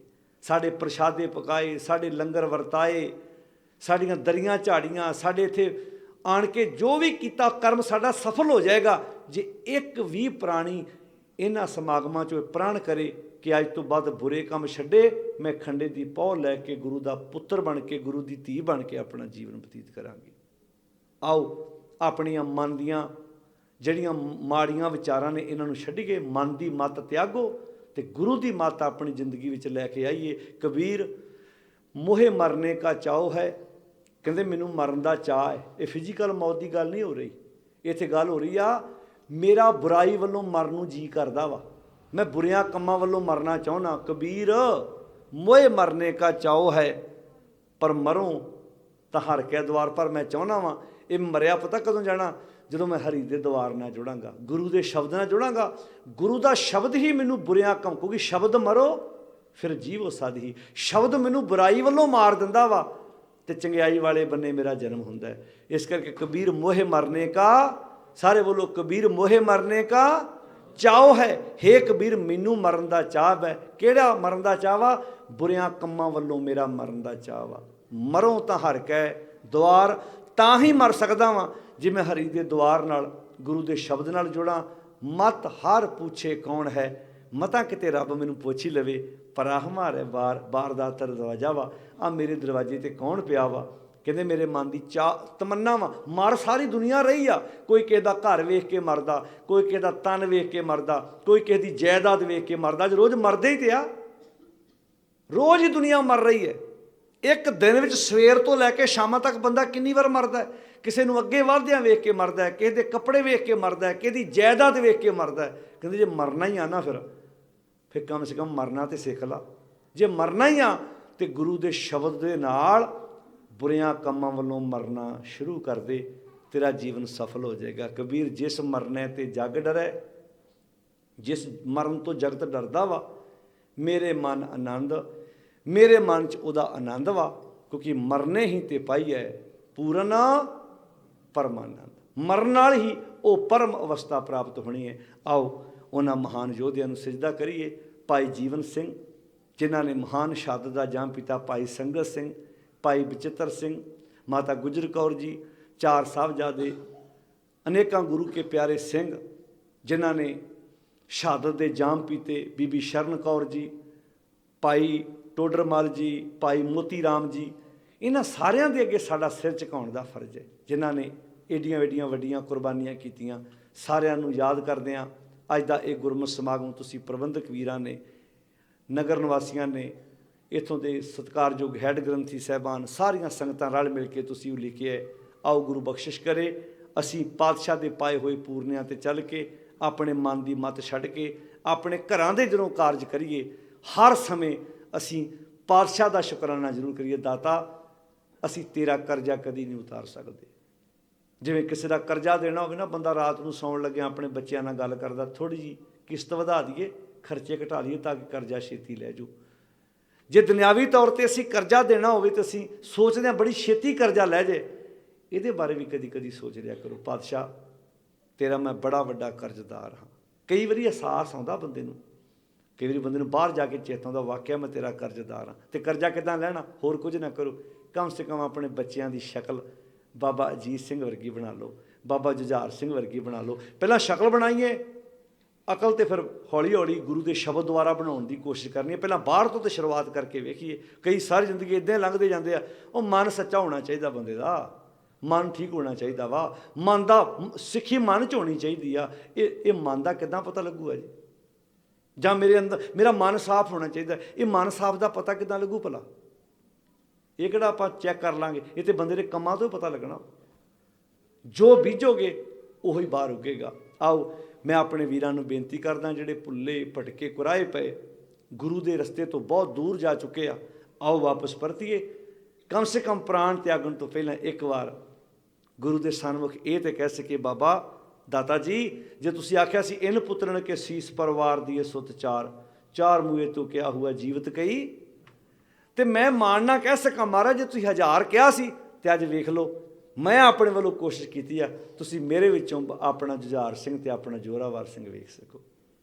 ਆਓ ਆਪਣੇ ਬੱਚਿਆਂ ਦੇ ਆਨੰਦ ਕਾਰਜਾਂ ਤੇ ਨਸ਼ਿਆਂ ਤੋਂ ਰਹਿਤ ਹੋ ਕੇ ਆਨੰਦ ਕਾਰਜ ਕਰਨੇ ਸ਼ੁਰੂ ਕਰੀਏ, ਤਾਂ ਕਿ ਤੁਹਾਡੇ ਬੱਚੇ ਦੀ ਬਰਾਤ ਨੂੰ ਗੁਰੂ ਗੋਬਿੰਦ ਸਿੰਘ ਮਹਾਰਾਜ ਮਾਣਨਾ ਕਹਿ ਸਕਣ, ਮੇਰੇ ਅਜੀਤ ਸਿੰਘ ਦੀ ਬਰਾਤ ਜਾ ਰਹੀ ਹੈ, ਮੇਰੇ ਜੁਝਾਰ ਸਿੰਘ ਦੀ ਬਰਾਤ ਜਾ ਰਹੀ ਹੈ। ਆਓ ਮੇਰੀਓ ਭੈਣੋ, ਮੇਰੇ ਵੀਰੋ, ਆਪਣੇ ਘਰਾਂ 'ਚ ਸਹਿਜ ਪਾਠ ਕਰੀਏ, ਖੰਡੇ ਦੀ ਪਹੁ ਲੈ ਕੇ ਗੁਰੂ ਦੇ ਪੁੱਤ ਧੀਆਂ ਬਣ ਕੇ ਆਪਣਾ ਜੀਵਨ ਬਤੀਤ ਕਰੀਏ।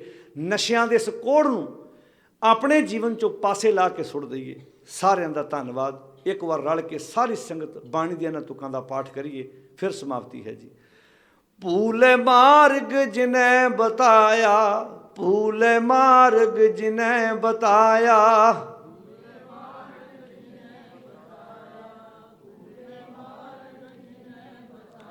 ਐਸਾ ਗੁਰਵਡ ਭਾਗੀ ਪਾਇਆ, ਐਸਾ ਗੁਰਵਡ ਭਾਗੀ ਪਾਇਆ। ਵਾਹ ਵਾਹ। ਐਸਾ ਗੁਰਵਡ ਭਾਗੀ ਪਾਇਆ, ਐਸਾ ਗੁਰਵਡ ਭਾਗੀ ਪਾਇਆ। ਵਾਹ ਵਾਹ। ਸਾਰੀ ਸੰਗਤ ਦਾ ਬਹੁਤ ਬਹੁਤ ਧੰਨਵਾਦ। ਪਾਤਸ਼ਾਹ ਜੀ ਦੀ ਪਾਵਨ ਗੋਦ ਵਿੱਚ ਅਸੀਂ ਬਹੁਤ ਪਿਆਰ ਨਾਲ ਅੱਜ ਦਾ ਦੀਵਾਨ ਸਜਾਇਆ, ਜਿਸ ਵਿੱਚ ਰਲ ਕੇ ਪਾਤਸ਼ਾਹ ਜੀ ਦੇ ਲਖਤੇ ਜਿਗਰ ਚਾਰ ਸਾਹਿਬਜ਼ਾਦੇ, ਅਨੇਕਾਂ ਗੁਰੂ ਕੇ ਪਿਆਰੇ ਸਿੱਖਾਂ ਦੇ ਜੀਵਨ ਉੱਤੇ ਪੰਛੀ ਝਾਤ ਪਾਉਣ ਦਾ ਯਤਨ ਕੀਤਾ ਹੈ। ਆਓ ਉਹਨਾਂ ਦੀਆਂ ਪਾਵਨ ਸਿੱਖਿਆਵਾਂ, ਗੁਰੂ ਦੇ ਉਪਦੇਸ਼ ਨੂੰ ਜ਼ਿੰਦਗੀ ਦਾ ਆਧਾਰ ਬਣਾਈਏ। ਸਾਰੀ ਸੰਗਤ ਬੜੇ ਅਦਬ ਨਾਲ ਫਤਿਹ ਪ੍ਰਵਾਨ ਕਰੋ। ਗੱਜ ਕੇ ਆਖੋ ਸਾਧ ਸੰਗਤ ਜੀ, ਵਾਹਿਗੁਰੂ ਜੀ ਕਾ ਖਾਲਸਾ, ਵਾਹਿਗੁਰੂ ਜੀ ਕੀ ਫਤਿਹ।